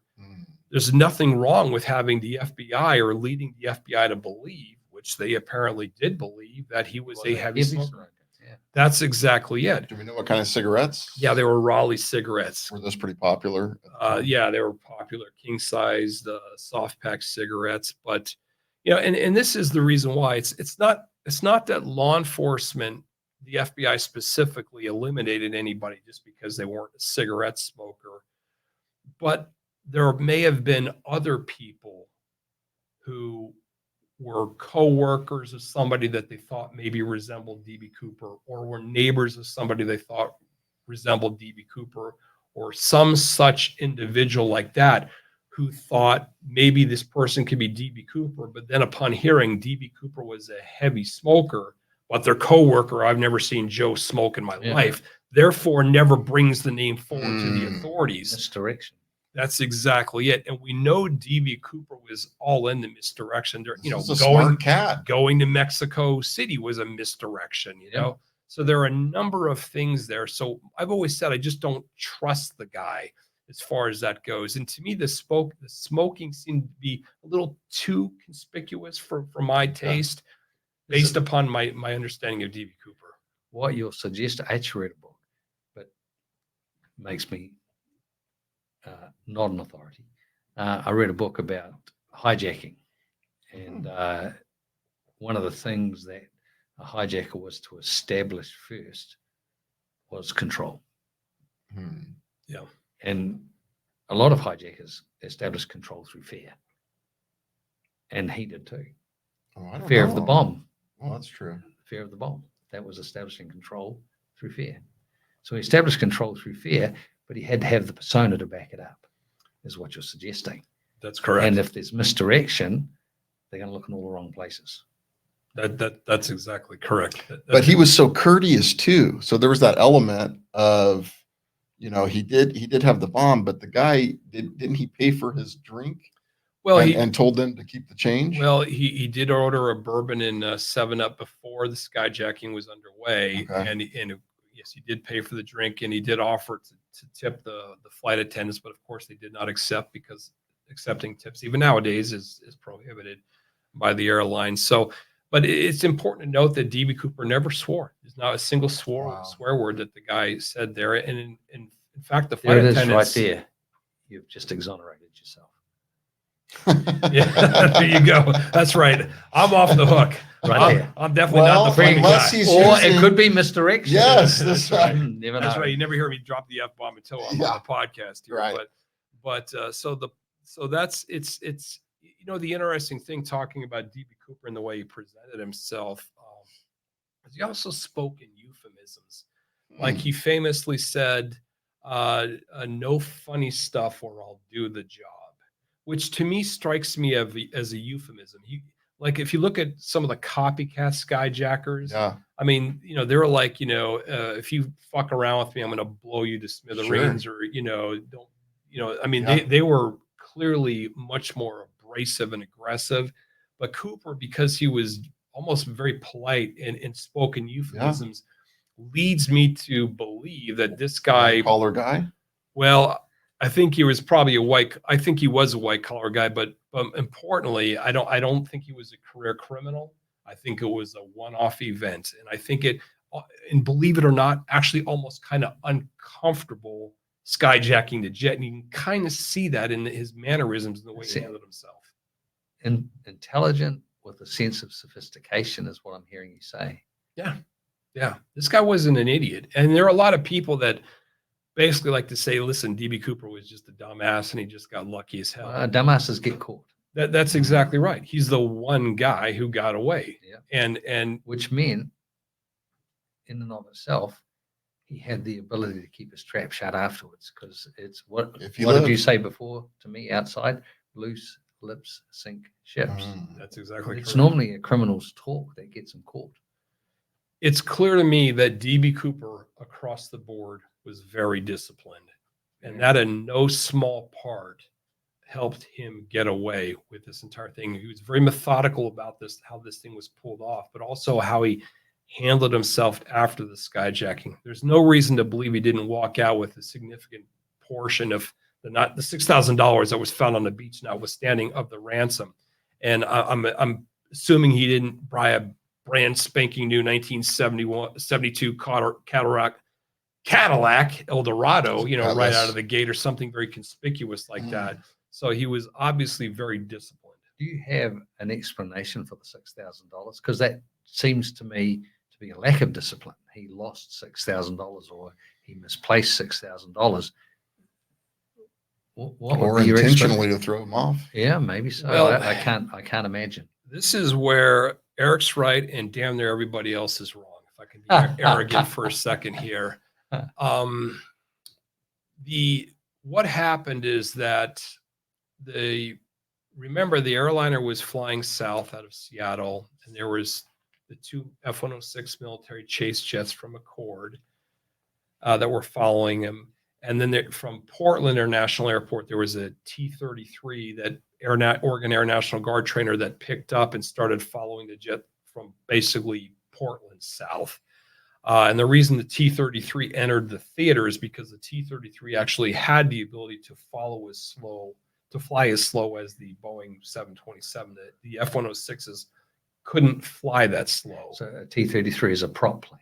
No, it's not a prop. It's a jet. It's a jet. It's a jet. It's a military jet, but it had the ability to fly slow enough to fly 200 miles an hour without having to do S-turns, which is what the F-106 chase jets out of McCord Air Force Base were having to do. They simply couldn't fly as 200 miles an hour. It was too slow for them, so they were 6 miles behind doing S-turns. And it's very important to understand that all of this was taking place in the soup, in the clouds, 10,000 feet at night. So none of the chase jets had any visual contact at any point with the skyjacked airliner. So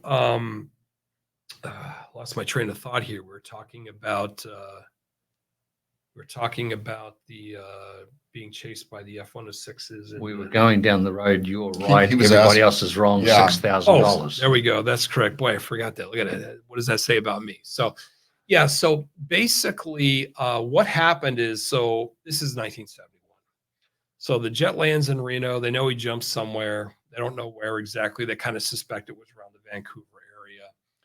And they tasked the Air Force with penciling out or figuring out the flight path, the precise flight path that the jet took. Now, again, 1971, it wasn't as simple as pushing a rewind button with GPS, Right. precision seeing this is the precise path that the jet took. This is 71.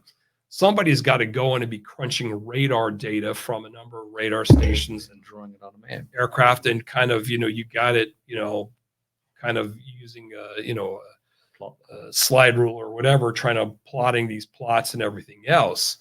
Well, And they did that. They came up with the flight path and they presented what they called the flight path about 24 hours later. And that's what the FBI worked with.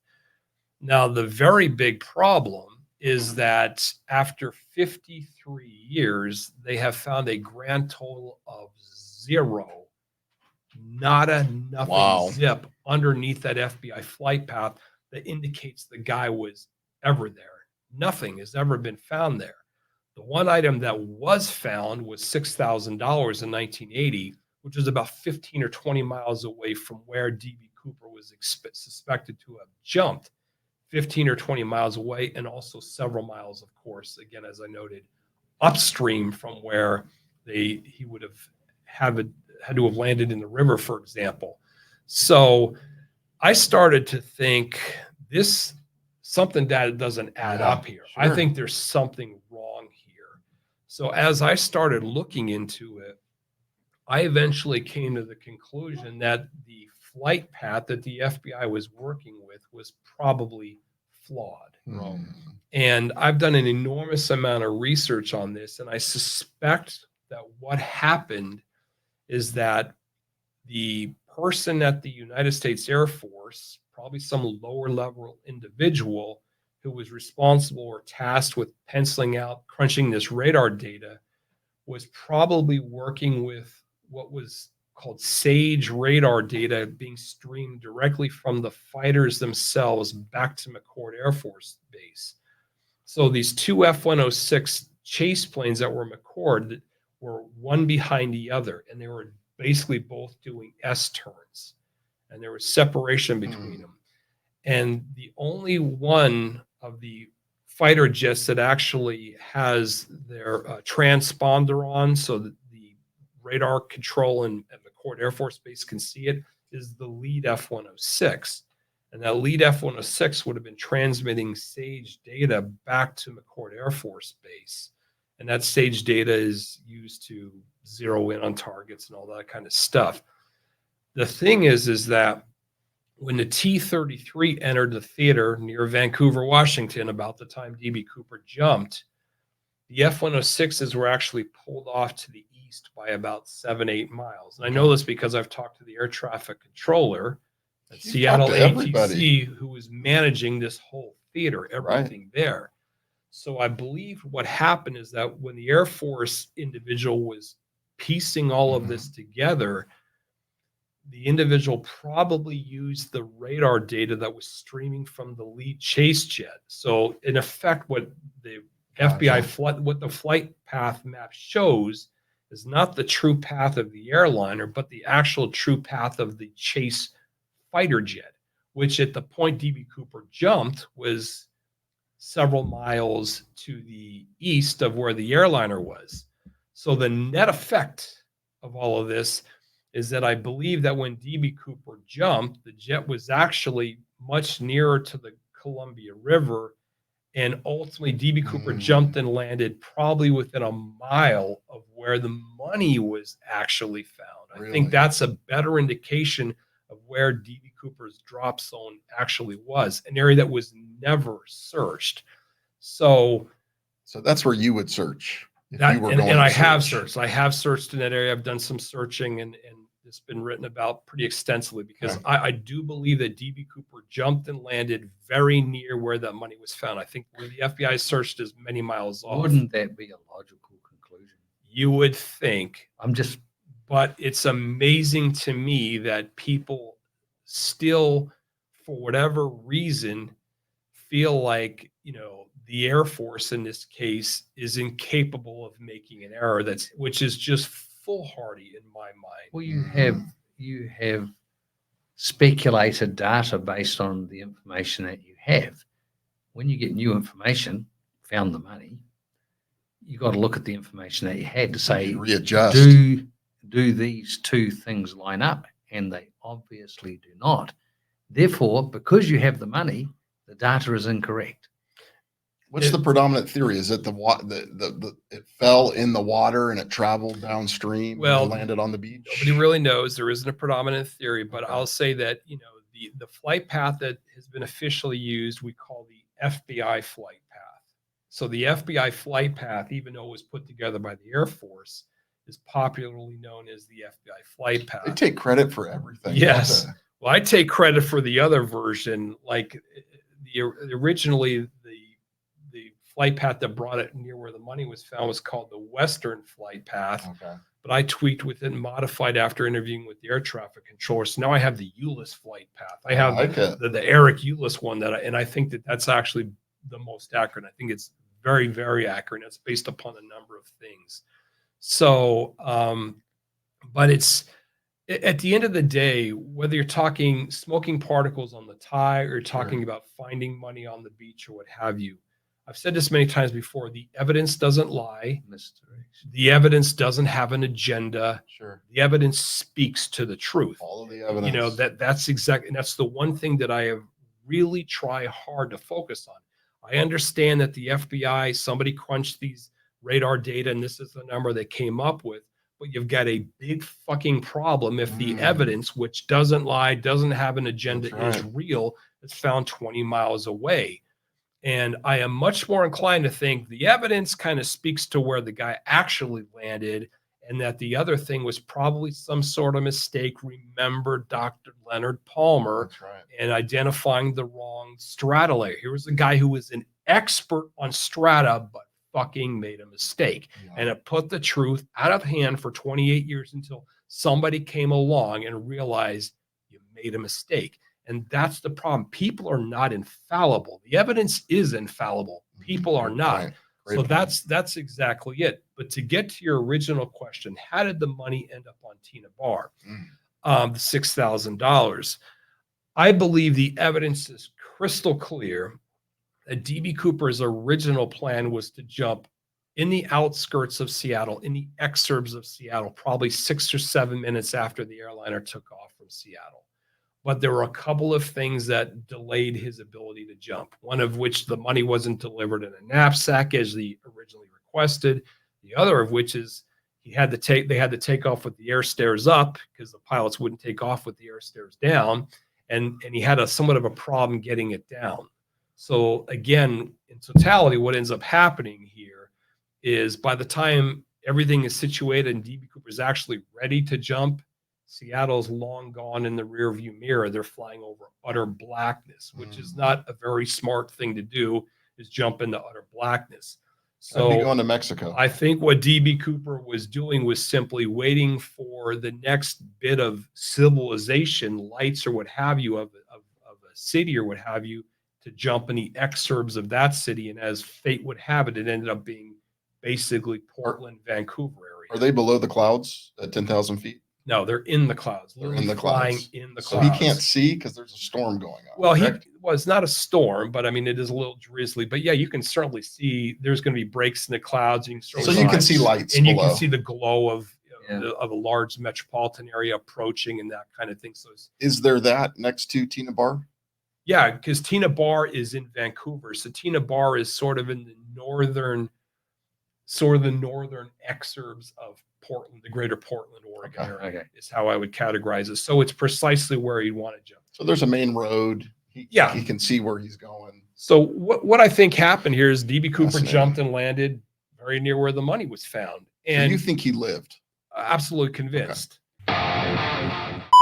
Only 50% of Americans have any type of life insurance, and the majority of those people who have life insurance say that they don't have enough life insurance. So if you're looking for an insurance policy, you need to look and ask a certified representative with Patrios Insurance. They're a brokerage. They represent over 50 A-rated carrier, and they get you the best deal at the best price. They're all about education and building a plan that's going to fill your lifestyle, protect you and your family, and get you the benefits that matter most to protect the most important areas in your life and of your life. So if you have any questions, contact Patrios Insurance. Text them life insurance to 714-688-6994. We are back with Eric, the foremost authority on the DB Cooper case. He's been on every single major show you can think of: Netflix, Discovery, History. He's suing the FBI, which I love. and prolific, hopefully, author here. I think we're going to come out with a book sometime next year. And if you are interested, you need to get to CooperCon this year. It's when again? November 15th through November 17th, 2024. And where can we get tickets? If you go to CooperConEvents.com, you can either get tickets to show up in person, or if you don't want to show up in person, just want to watch online, you can also get a ticket for that. I'm going to be there as Eric's biggest fan. I'm going to tell everybody I know Eric, follow him around. So get there, get your tickets, or you can be there online as well. So we're back. We're talking about DB Cooper, all things DB Cooper. And we were talking about Tina Barr. So let's get back to Tina Barr. Do you think that he is all the evidence pointing to he actually dug and buried the 6,000? If so, why? Yeah, and this is a very important part of there's sort of a mystery within a mystery here. How the hell did the money end up at Tina Barr? How do you explain $6,000, whereas the outstanding $194,000? But I think what happened here is really pretty simple.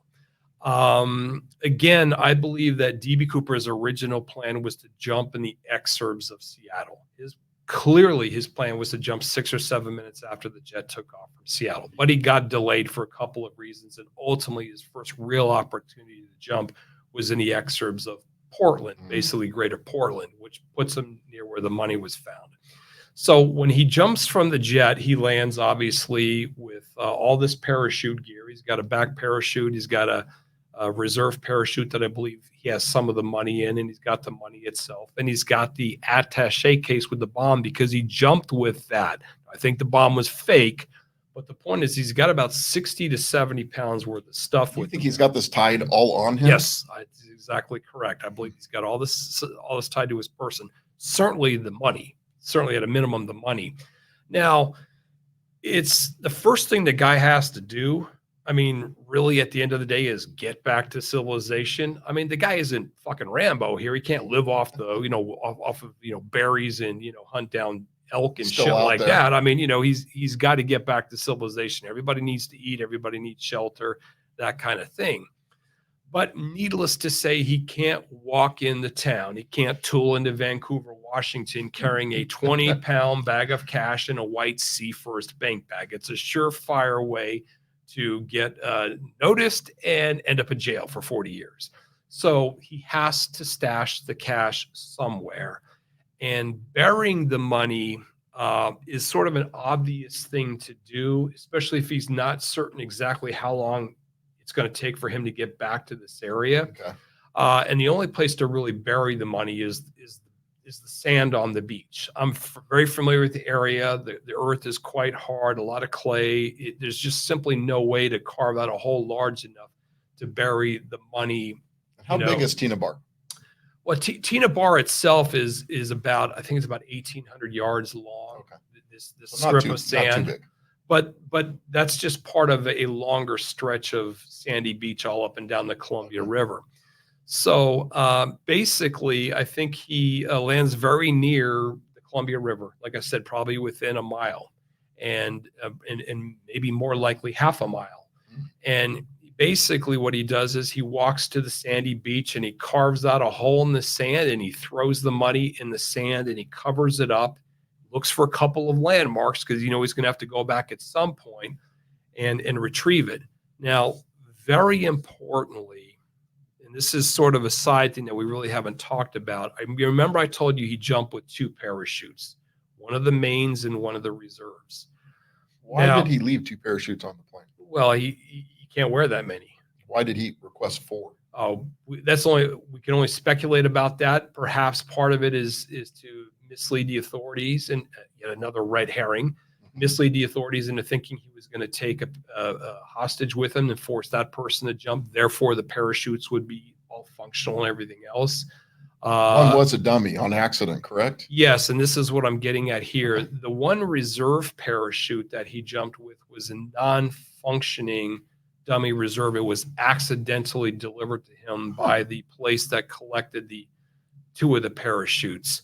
Now, it's worth noting that 2 back parachutes that were delivered were called emergency rigs.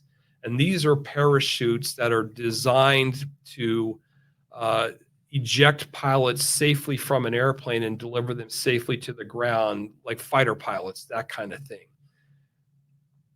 Emergency rigs, like the ones delivered to DB Cooper, are not designed to be coupled with a reserve parachute. In a normal parachute, with a normal parachute, you have the main on the back, and then you have a reserve clipped on the front through these things called D-rings. But these emergency rigs are not designed, again, to be coupled with a reserve parachute.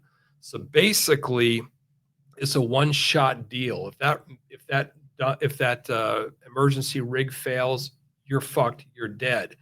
But they never fail. These things are incredibly durable, incredibly strong.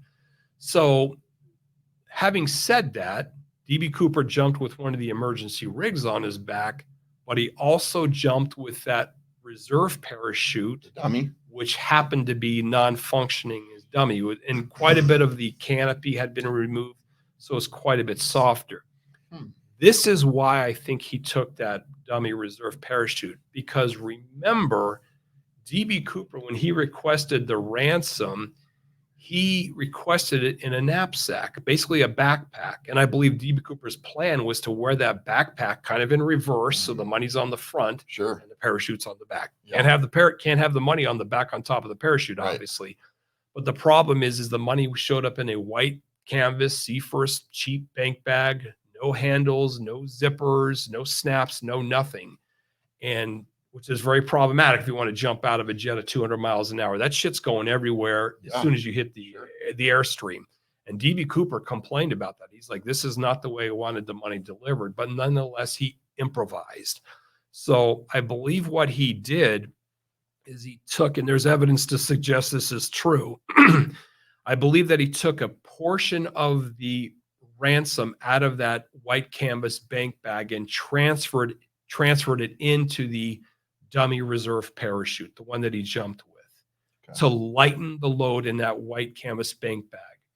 And the reason why is because I have one of those white canvas bank bags, and I have put $200,000 into cash in that bag, in effect, to see what it looks like and feels like. And the first thing you notice is that white canvas bank bag is single stitch. And if I were DB Cooper looking at 20 pounds worth of cash in there, I'm thinking, this motherfucker is going to split wide open. Yeah. So it's obvious he was thinking exactly what I was thinking, which is I've got to lighten the load. I got to make sure that this bag doesn't just bust open. So it's obvious he took out some of the cash, put that in the reserve parachute, and then the rest of the cash he did indeed leave in the money bag and the bank vault bag, and then tied it up with, he cannibalized one of the parachutes that was left on board the jet. He cut like 100 feet of shroud line away.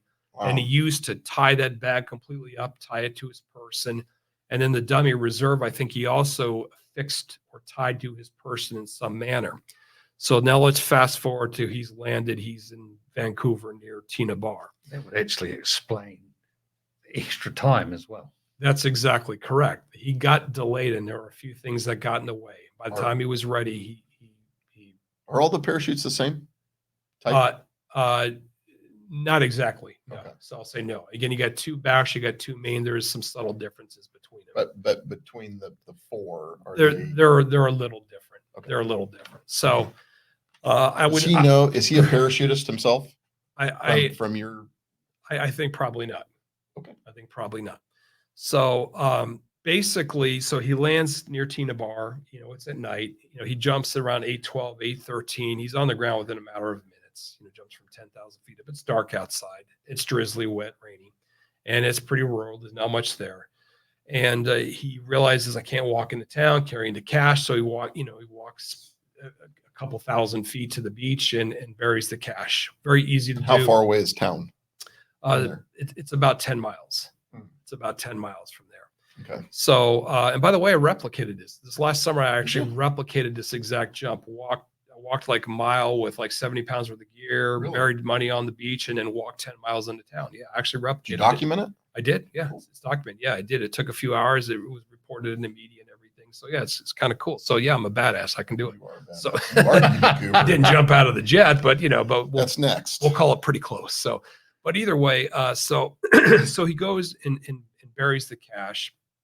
And so what I believe happened is he carved a hole out in the sand and he threw the white bank bag in the sand. And at the same time, instead of also trying to bury the dummy reserve, which is quite bulky, I think what he did is I think he extracted the individual packets that he had taken from the bank bag and put in the reserve. I think he threw the individual packets in the hole as well, and he buried all that up. Otherwise, it'd have to have been a very, very large hole. As far as the dummy reserve parachute that he jumped with and the main parachute that he jumped with, they have never been found. They're still out there somewhere very near where the money He was grabbed found. him when he came back. I don't think so. Seems No? unlikely. It seems illogical. I think that Hmm. stuff was ditched probably within So 100 you think it's feet of still where there? he. Yes, I do, and I have a pretty good idea where it is. And I've You, been you searching think, there. and you think it would be on the ground and grown over? That's correct. Okay. That's correct. So basically, there we go. We've got the bank bag buried in the sand. Along with the bank bag, we've got the packets of cash. Then he walks into town, Vancouver, about 10 miles away, goes to the Greyhound bus station, presumably, and I believe caught a bus up to Seattle because again, I think his final destination was basically Seattle. And I believe he heads off to parts unknown, which we'll get into in a minute here. But I do not believe that he immediately came back to retrieve the cash. I believe that he actually let it sit there buried in the sand for what ended up being about 7 months. And this is why. Because remember, the jump took place in November of 1971. This is the winter time. Well, one of those ransom bills that was uncovered from the sand was analyzed by Tom Kay, the guy that I've talked about many times. He's a good friend of mine.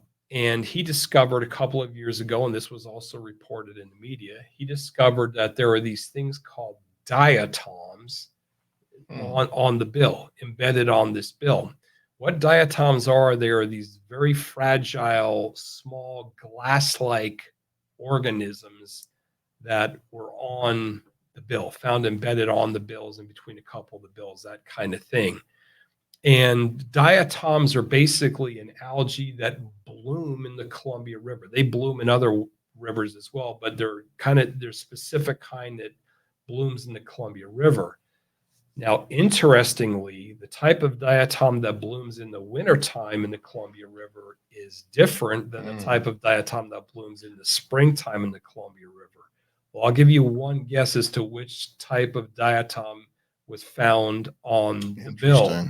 It was the springtime diatom. So what that does is it proves unequivocally, scientifically, that the money, at least those 3 packets that were left behind, were exposed to the Columbia River, but not during November when he jumped, but mysteriously were exposed to the Columbia River sometime in the spring, the June time frame, which is kind of another head scratcher. Well, here's where this whole thing comes together. I looked at flood levels. Like I know precisely where the money was buried. And by the way, to kind of revert a little bit, when the FBI searched, the spot where the money was found, the one thing they didn't do was really record where the money was found, the precise spot. They just, this was 1980. They didn't have GPS, whatever. Right. So that's precise spot actually had been lost to time. It wasn't until 2019 when I actually finally figured out precisely where the money had been found, what spot it had been found upon. And I should note that the beach has changed enormously as it does in the 50 years, in the 40 years since the money was found, and certainly in the 50 years since the jump took place. There's been an enormous amount of erosion, so the beach is completely reshaped and unrecognizable. So the point is that I determined, where the money was found, and I looked back at historical records related to flooding on the Columbia River because I recognized that where the money was buried on the beach was about 50 feet from the water's edge and about an elevation of 7 or 8 feet above the level of the Columbia River under normal conditions. So naturally, I'm like, well, how often did the river flood where the river actually raised to Sure. the level of the money burial spot? Because if someone's going to argue that the money was deposited via the river, Right. then by definition, the river has to be high enough where it could actually have deposited the money. And I never thought that happened, but nonetheless, it's something that was of interest. And I realized that there were only 2 times from the November 24th, 1971, when the skyjacking took place, and February 10th, 1980, when the money was found. Only the river flooded only 2 times to a degree whereby the actual burial spot for the money itself was underwater. Fascinating. Once was in June of 1972, 7 months after the skyjacking. One was in June of 1974. So this is what I believed happened. I believe that D.B. Cooper lived, I'll kind of move forward a little bit here. I believe D.B. Cooper lived in the Pittsburgh area. And I believe that D.B. Cooper was keeping an eye on things, the case, and seeing how things unfold. And I believe that at some point he's thinking, I've got to go and retrieve the money, the $200,000 that's buried safely on the beach right now. But, let's just kind of let things cool down a little bit. Let's see what happens. Let's see, I'll kind of follow the case from 2,000 miles away. But I'll believe that he realized at some point. Why Pittsburgh? Is this because we're getting ahead of ourselves here. All right. But I believe that at some point he realized that the Columbia River was experiencing historic flooding in June of 1972. And I think the idea crossed his mind, holy shit, I'll lose the money. I better get that money now, because it's either going to get swept out to the Pacific Ocean, or maybe it's uncovered, half of it's hanging out of the sand, and somebody comes tooling along and, hey, what's this? And anchors it out of the sand. So I believe that D.B. Cooper, during this flooding event, when the water was quite high and the money find spot itself was probably actually under a couple of feet of water, because the river was that high. I believe it's at that point that D.B. Cooper trekked by necessity back to Portland to recover the ransom. Again, summer of 1972, June of 1972. Now, presumably, this would have been under cover of darkness. He's not doing this in the middle of the day, needless to say. And I believe that he went there. He had a couple of landmark trees that he worked with, and basically dug where the money is. Again, it's probably under a foot or two of water at this point. Gets his hand on that white bank bag, pulls it out of this watery grave. Sure. He's scooping around, getting the loose packets that are also thrown in there, which is, of course, a little bit difficult to do, but he's, grabbing for them and probably throwing, pulling them aside as well. And then eventually figures, I've got everything. And then he just rolls. Obviously, that underwater hole kind of settles back down there. And eventually the water recedes, and that spot is now above water 7 or 8 feet. So it's again on a sandy beach. But unbeknownst to him, during that retrieval process, 3 of those packets just got left behind. Wow. It was just an oversight. Fascinating. But importantly, those 3 packets would have been exposed to the Columbia River, to the water during June of 72, therefore accounting for the diatoms, the spring diatoms that were later discovered upon the money. So I believe that is what happened, that at the end of the day, D.B. Cooper walked away with $194,000, but the $6,000 simply got left behind. And he certainly wasn't going to go back to pick up $6,000. No. And he may have never realized that it was even gone, because maybe at some point he counted the money up and he's like, yeah, I'm short $6,000 here. But like you said, it's like, I'm not going to go back and try to find it, because maybe he got shorted $6,000. Maybe they only delivered $194,000. Of the 200. So he can't be certain, but one way or the other, he's going to just leave well enough alone. Absolutely. So the money itself, how come we've never found anything in circulation? Well, again, 1971, 70s, even going into the 80s. this is pre-internet, pre-optical scanning eyes, that kind of thing. So one thing the authorities did is they printed up, like a 35-page booklet that had all all 10,000 serial numbers, kind of itemized, listed on there, handed them out to, some bank tellers, casino people, that type of thing. But as a practical matter, who in their right mind is going to take a $20 bill? I'm working at a bank, Sure. and every single $20 bill, I'm going to open up this telephone book and see if that serial number happens to be in there. It's just not realistic. So at the end of the day, I think what we've got is a situation here where you just would never know. And, the way the process works is that eventually the money worked its way, paper currency worked its way back to the treasury, and it's eventually destroyed and it's replaced with newer currency. At that point, they don't care. They're not checking. They're not checking it. And importantly, back in those days, they didn't record the serial numbers of the bills that were coming in and being destroyed. So it's entirely possible that the money was spent over time, eventually worked its way back to the treasury, and was just destroyed and nobody ever knew about it.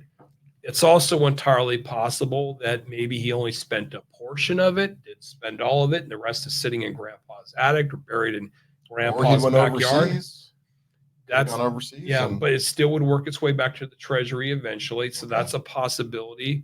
There's a number of things that could have happened. If I were to hazard a guess, I would think that he probably spent a portion of the ransom, but not all of it.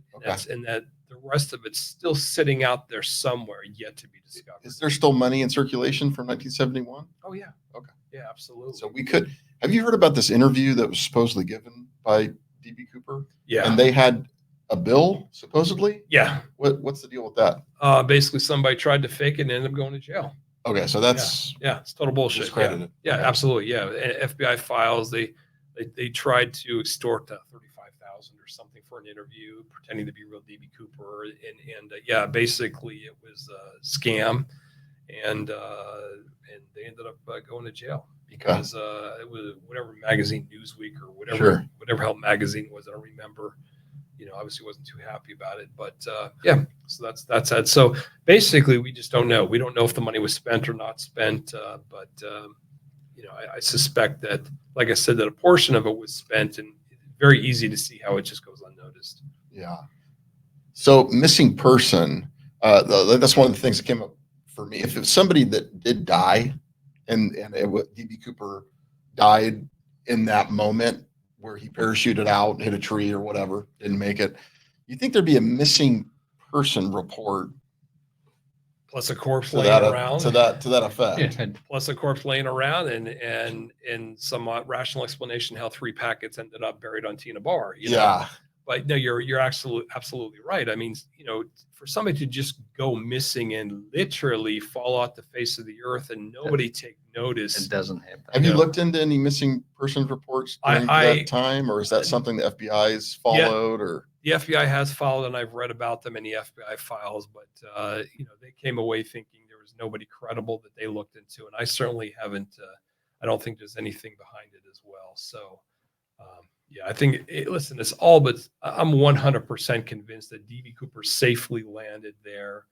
Probably, like I said, very near where the money was found. Sure. Buried the money, as I noted, retrieved most of it, and just basically, in a very disciplined manner, went about the rest of his life, however long it may have been. As intelligent as he apparently was, it's not hard to believe that he could have easily laundered the money. In other words, got the money back in circulation and legitimized it.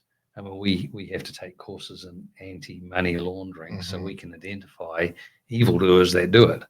Well, when I don't have the imagination to launder money, but when I've read the courses and done the courses, I went, never would have thought to do that. Yeah. An intelligent man like him with a purpose, because he has a purpose. Yeah. So he's motivated. I think he would find it rather easy to launder that money and get it legitimized. I mean, you just drive over the border into Canada and do it. I mean, I've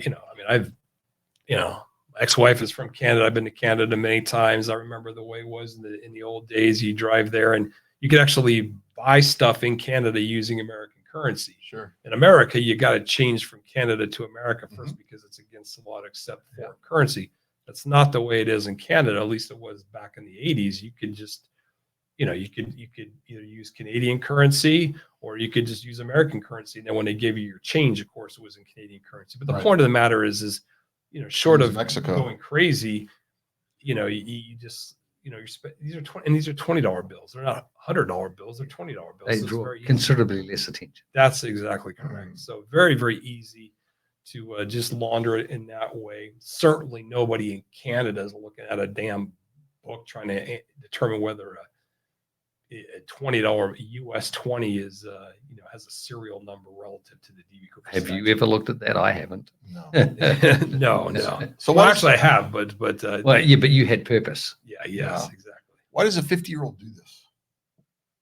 What's the motive behind this? Well, that's an interesting question. Let's just focus on the facts here. Boeing, again, aerospace company, experienced a significant depression beginning in 1971. Specifically, the United States Congress yanked the funding for the SST project, Supersonic Transport Project, in, I believe it was May of 71. And the effect of that is that it put many Boeing workers out of work. In fact, I believe they laid off about 60,000 workers, and a lot of these jobs were white-collar jobs. Gotcha. Now, it affected more than just Boeing. It had a residual effect all throughout Subsidiaries and subsidiary subcontractors. companies. Western Pennsylvania, which deals with the specialty Pittsburgh? metals, Pittsburgh, all that stuff, the specialty metals, same sort of thing. I've read that they lost somewhere about 43,000 jobs at that time, because obviously titanium and other specialty metals used in aircraft production were no longer in demand. So it had an enormous impact. So I think it's reasonable to deduce that perhaps DB Cooper, a well-educated older man, suddenly had a pink slip in hand, and his prospects suddenly became quite dim. And maybe he wasn't, proficient with putting money aside or what have you, and was a little bit concerned about his future and how do I replace that very good paying job I just had. And maybe for whatever reason, he just decided, this is my ticket out. I can pull this thing off. I got 200 grand and that's it. So I suspect it may have something to do with that. Yeah. Powerful. Yeah, makes sense. Totally. So what does the public not know that you know? What's important? What's something that you can divulge? Well, yeah, sure. I mean, so we'll get to the kind of the final stages here. Obviously, the tie has been enormously helpful. Well, again, there was this Macron Labs that analyzed the tie particles. They analyzed back in 2017, and they came up with north of 105,000 particles. They were laid out in several Excel spreadsheets, and it detailed, each particle, the balance of metals and so forth that made up a particular particle, and all kinds of information there. What's a lot of data there? Well, when I don't read about U.S. patents related to clip-on ties, I decide to start reading, 105,000 particles of data from Macron Labs, the kind of thing I do. Well, so this is what I was thinking, and this was a couple of years ago. I was thinking, okay, this data is just sitting out there. Nobody's really done a deep dive on it.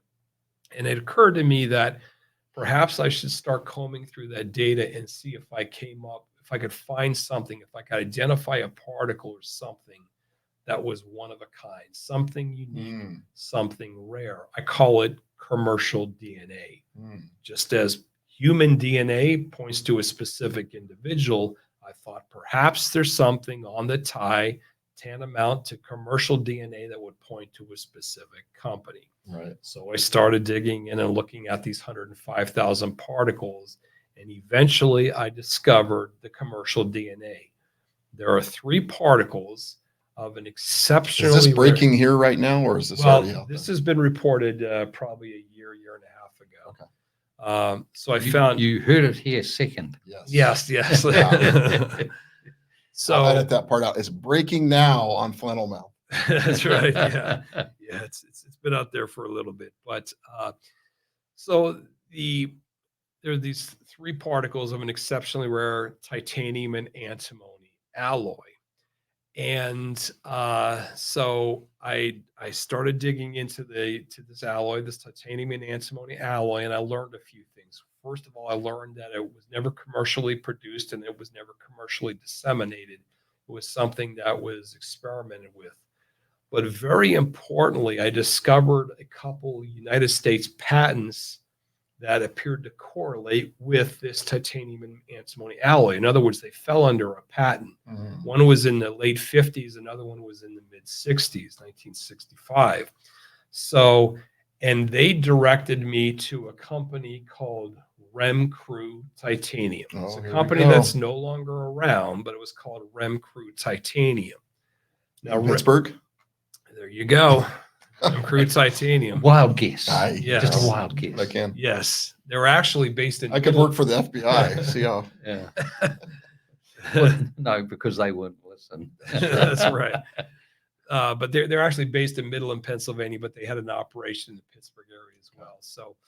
So Remcrew Titanium, and I determined that so Remcrew appeared to be the only place that could have possibly produced these three titanium and antimony particles, which were a very specific chemical balance.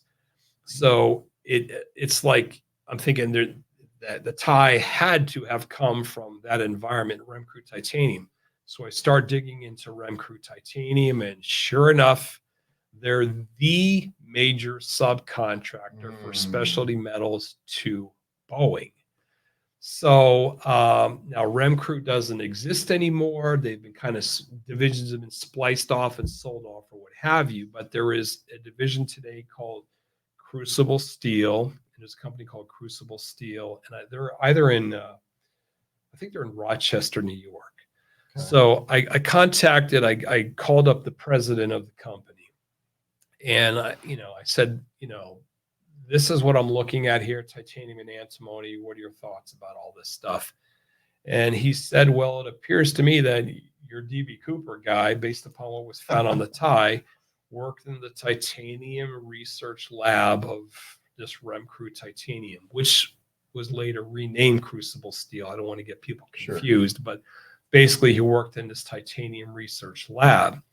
So I did some more research. I found out that Remcrew Titanium's they had a titanium research lab that was based in Midland, Pennsylvania, but then they opened a new facility in the Robinson Township, which is the outskirts of Pittsburgh, in 1964. Remember that tie, purchased around December of 1964. Mm-hmm. So I knew then, therefore, that DB Cooper had to have collected those three particles on the tie from the Robinson Township facility, because needless to say, the tie has to exist before particles can collect on it.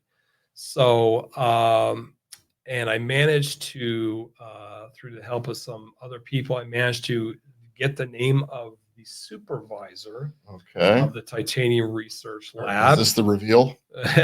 Well, again, let's drum roll. No. We'll walk through it. So I got the name of the supervisor, and I asked a lot of questions because I still, I wasn't sure. Sure.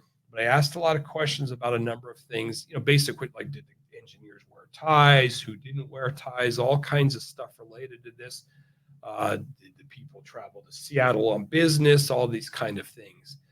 And basically what I found out is the Titanium Research Lab consisted of a group of about 8 engineers, metallurgist engineers who did wear ties. How many of them were 6'1"? Well, hold on. You hate surprises, don't you? Like, he's trying to unwrap the present before Christmas. It's got me on my toes, right literally. here. Yeah. So basically, found out there was a group of about 8 metallurgists that worked there, And there are also a number of assistants. There were a couple of dozen assistants as well, but the assistants didn't wear ties, but that were also around these kind of materials. But obviously, DB Cooper wore a tie. And I learned a lot of other information that checked a lot of boxes. But eventually, I asked the question. I said, "Well, I'm looking for a guy who's about 6'1", a guy who's about 50 years of age." And the supervisor said, "It sounds like a guy named Vince Peterson." Vince Peterson sounds like who we're talking about. Now, I want to stop right here and say I don't know if Vince Peterson was DB Cooper. He may have been DB Cooper. He may not have been DB Cooper. He's a very compelling person of interest. If he wasn't Vince Peterson, I believe he was somebody that was swimming in the same pool as Vince Peterson. It was very, very close. You're covering yourself. So I just and want to protecting Vince Peterson, but possibly. That's just it, because the evidence. When did you deduce this? This came out about a year and a half ago. Okay. So Vince Peterson is the name I settled on. So one of the questions I asked is Vince Peterson was 6'1". Vince Peterson was 52 years of age. Vince Peterson dealt with the titanium and antimony, the salt, which was a big part of the tie. That remember I said there was also a fair amount of salt found on the tie. It was not like McDonald's French fry salt. It was a different kind of salt. I found out that Vince Peterson actually had written academic papers and had done a lot of research on salt and the corrosive effects of salt on titanium. Was he an engineer? Yeah, he was a metallurgist. He was an engineer. So he was one of those 8 gentlemen that wore the tie and everything else. And then I asked the supervisor about flying. Did he ever go to Seattle? Did he ever in Boeing go to Seattle? And the engineer told me, or rather the supervisor told me, that the supervisor would typically be the person who would make the rounds among their customers, fly there. But he said there was occasion where there would be one other person who would travel with them to Seattle, and that person was Vince Peterson. Wow. So I know Vince Peterson traveled to Boeing, traveled to Seattle on business. This was during the early 60s. This is during the development of the Boeing 727. Did he fly Orient? This is all this. I have no idea, but either way, so he's a very, very interesting person, but person of interest, I think, is the legal term, isn't it? That's exactly right. I call him a personal person of interest.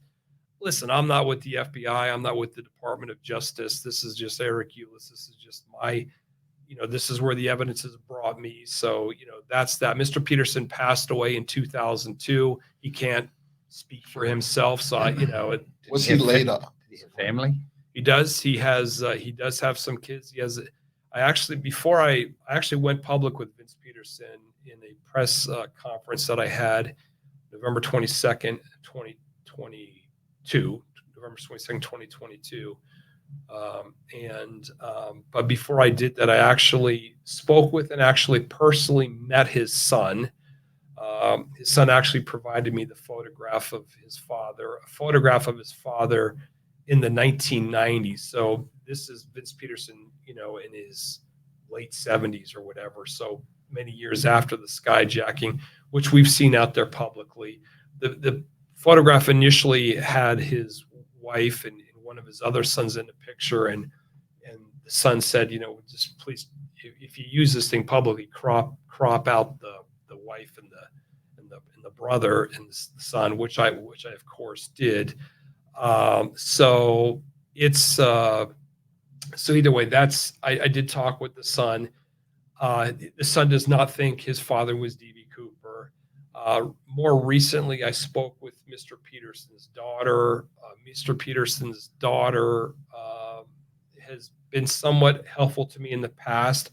I have to say, in full transparency, that I don't think she's very happy with me, because it is a little unsettling to her and on occasion some family members to you Google your DB Cooper, you Google your father's name, who's passed away 22 years ago, and you see him associated with DB Cooper, and I understand that. Like, I get it. I understand that. I've tried to be very fair and diplomatic or whatever, but at the end of the day, people that are consuming information related to this and my thoughts and feelings about this need to understand that I'm just speaking for myself personally. Sure. Obviously, I have a big voice as far as this goes. I mean, I've literally made her father famous related to this thing. Infamous. Well, hopefully not infamous, but Right. because I don't know. Right. But the point of the matter is that,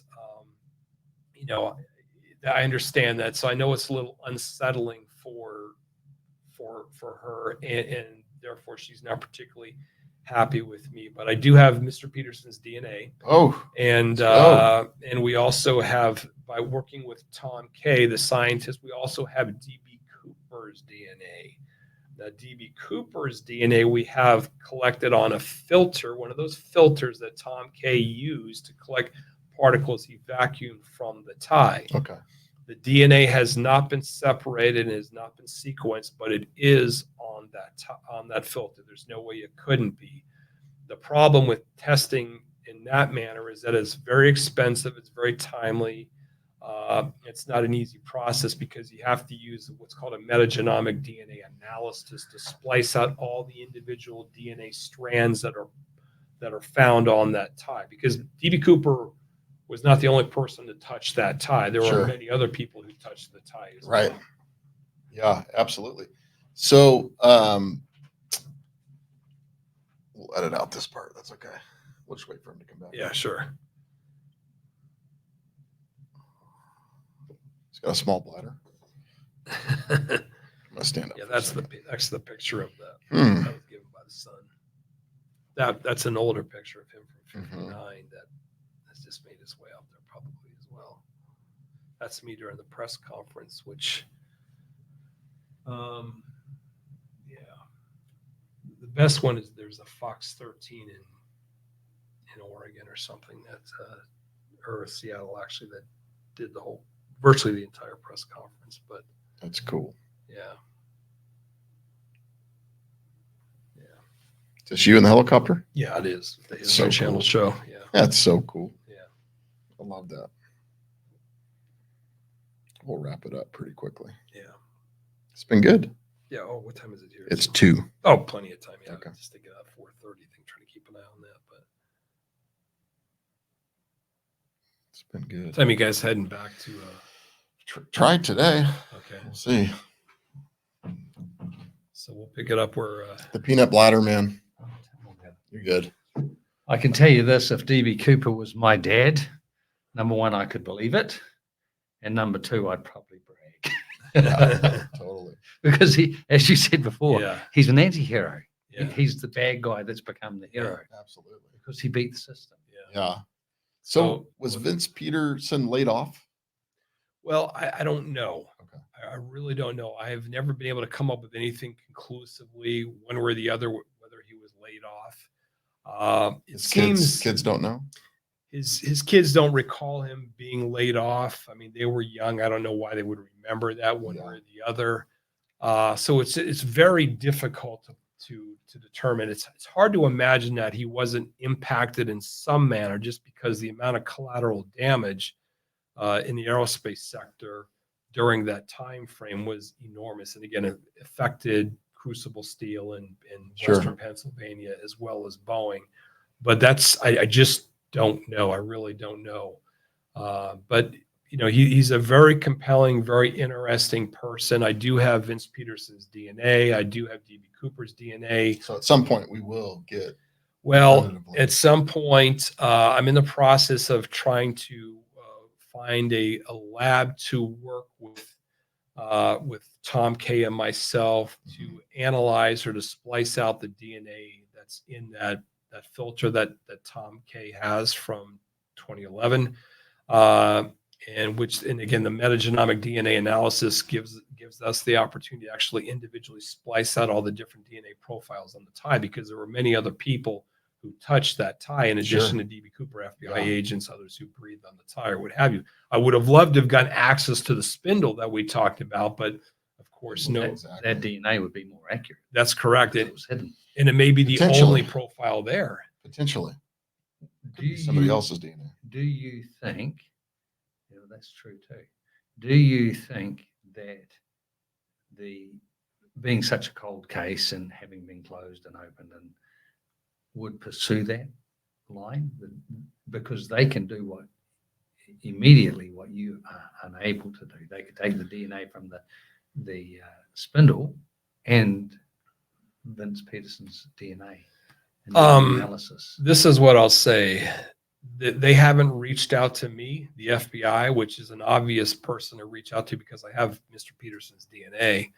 And to the best of my knowledge, they haven't reached out to his family as well. So it doesn't appear that they have any interest. And I believe the reason for that is that I believe when they, essentially reactivated temporarily the case in the wake of all this stuff that transpired in the last year with the spindle and everything, I believe, again, there were some pretty tight parameters put in place, pretty tight guardrails put in place.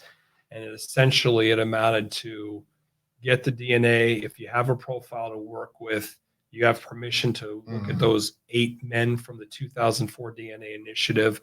That's it. Yeah. So I suspect that that's what happened there. So with respect to Mr. Peterson, or for that matter, anybody else that may happen to follow, that's going to be incumbent upon myself and perhaps some others to figure it out. But eventually I'm going to have the opportunity to do a binary analysis between Mr. Peterson and DB Cooper's DNA, and we'll see what we come up with. And one way or the other, I mean, if Mr. Peterson doesn't match, then I'm glad to go out there publicly and say Mr. Peterson doesn't match, and he will have helped advance the case as far as that goes. You eliminate one other option.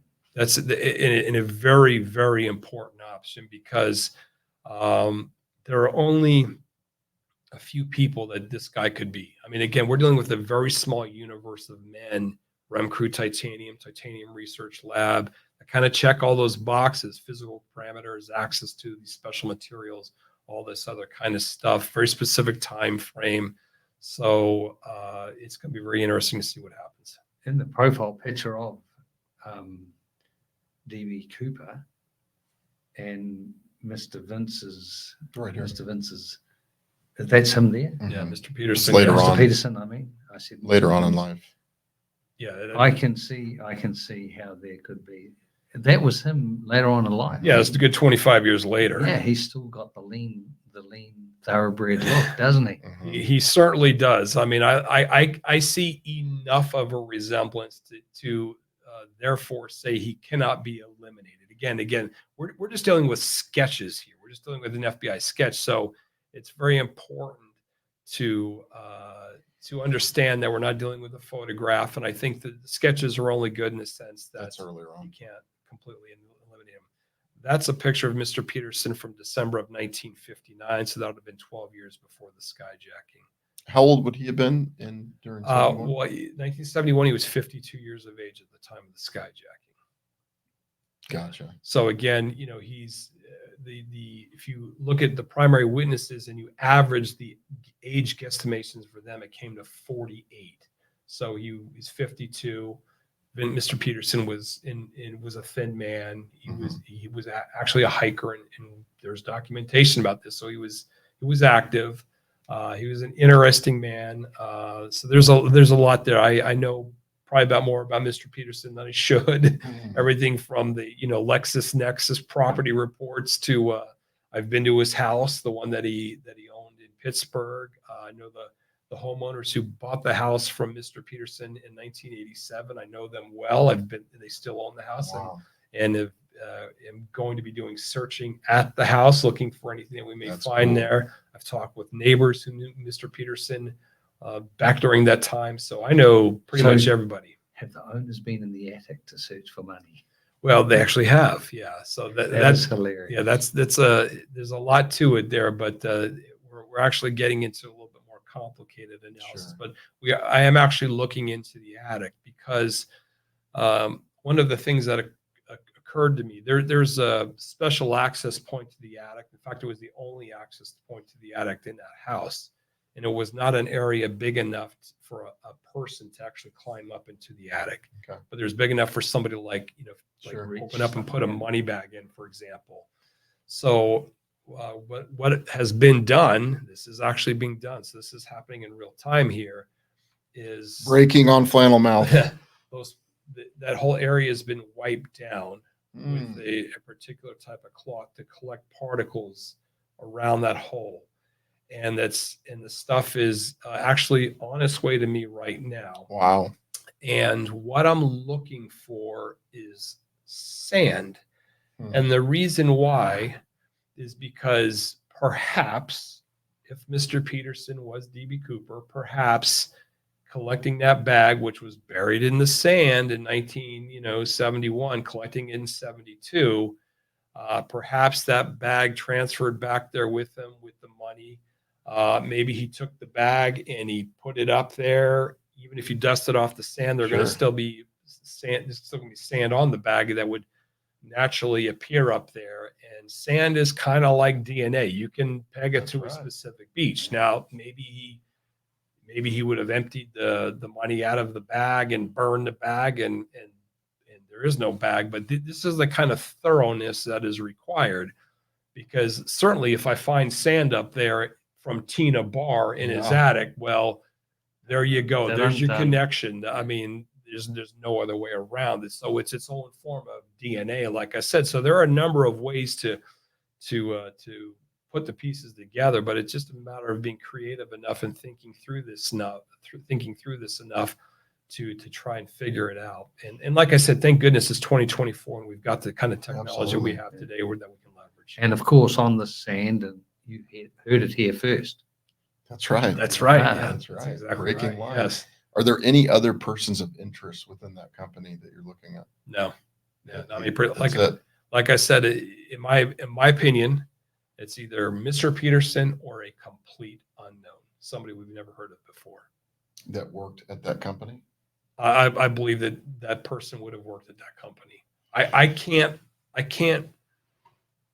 I mean, I suppose it's not beyond the realm of possibilities that maybe somebody who was a subcontractor of Rem Crew was there and somehow picked this stuff up. But it seems very, very difficult because it's more than just the titanium and antimony particles that I talked about, that commercial DNA. There's a number of other things. There's the other particles, there's the salts, there's the type of particles, there's things there that all just come together at Rem Crew Titanium. There's the connection to Boeing and Right. and just what was going on at that time in the aerospace sector, the depression and everything else. So is there anybody else outside of this throwing a spanner, a wrench in this? What's the saying?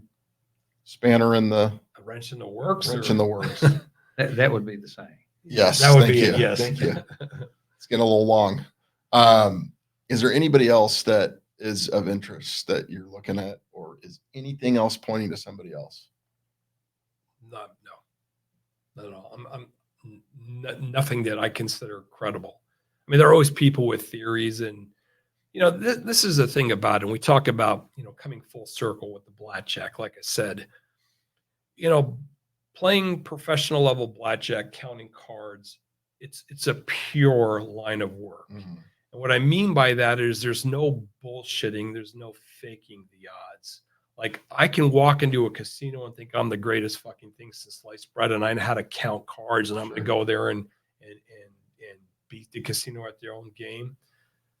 At the end of the year, we'll see whether I won money or lost money. If you won money at the end of the year, then you certifiably know that indeed you are proficient enough to beat the game. On the other hand, if at the end of the year, a large enough sample size, you've lost money, Totally. then maybe you're not as smart as you may think that you are. And so I don't think that's a maybe. yes, well, that's my point, is that it's the facts are in the math and the science and everything is the stuff that I focus on. I really do my best to remove emotion, to be completely cold-hearted, objective, You do a great job at it. and analytical about it. People are emotional about DB Cooper. That's exactly it. And here's the thing. It's like I said, it's amazing how many stories you have. Crazy. Stories are a dime a dozen. The guy was a smoke jumper. The guy was, some special operations guy in Vietnam. The guy smokes cigarettes. The guy looks like the sketch. Fucking stories are a dime a dozen, and I could give a shit less about a fucking story because everybody's got a story. Sure. I don't care about that. What I care about is the science. Facts. Somebody comes to me with a person of interest, explain the fucking tie. Yeah. Explain those tie particles. That's, again, the evidence doesn't lie. The evidence doesn't have an agenda. It doesn't give a shit how great your fucking story is and how badass and tough your guy was. And he was jumping out of an airplane, you know, hunting Viet Cong or whatever. Like, I don't fucking care about that. I want to know the, I want to know the focus on the facts, the science, the objective stuff like that.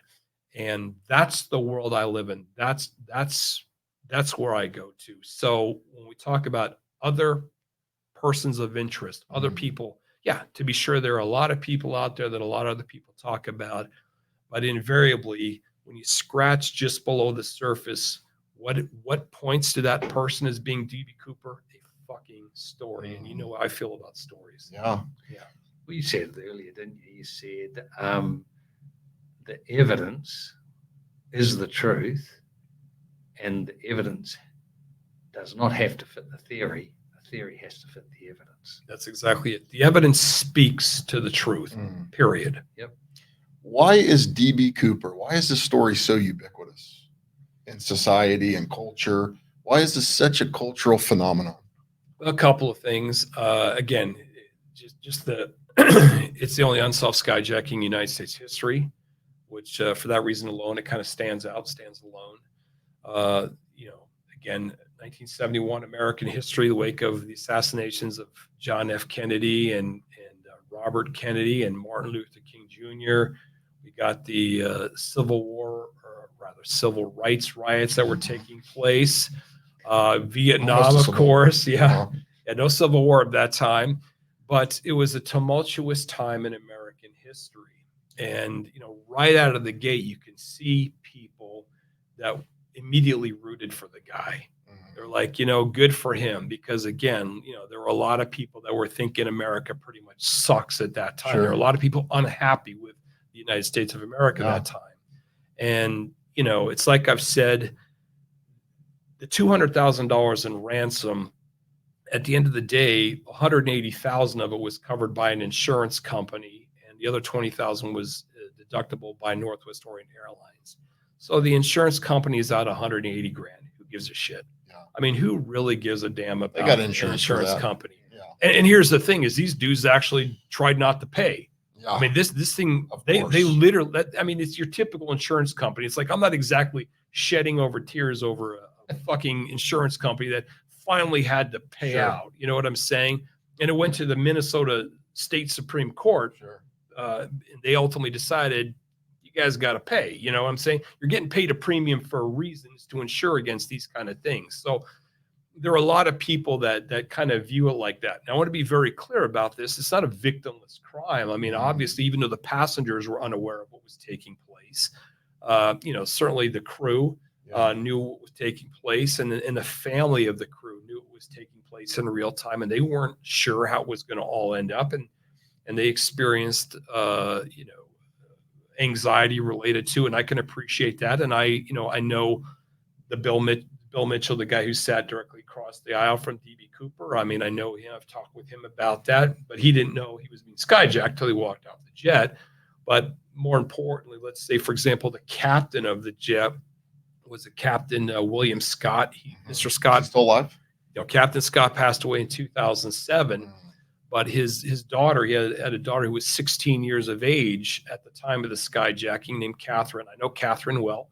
Catherine will also be at this CooperCon event. So I've talked with Catherine about it, and she remembers, you know, she remembers her mother being scared to death, you know, what's going to happen with her husband and everything.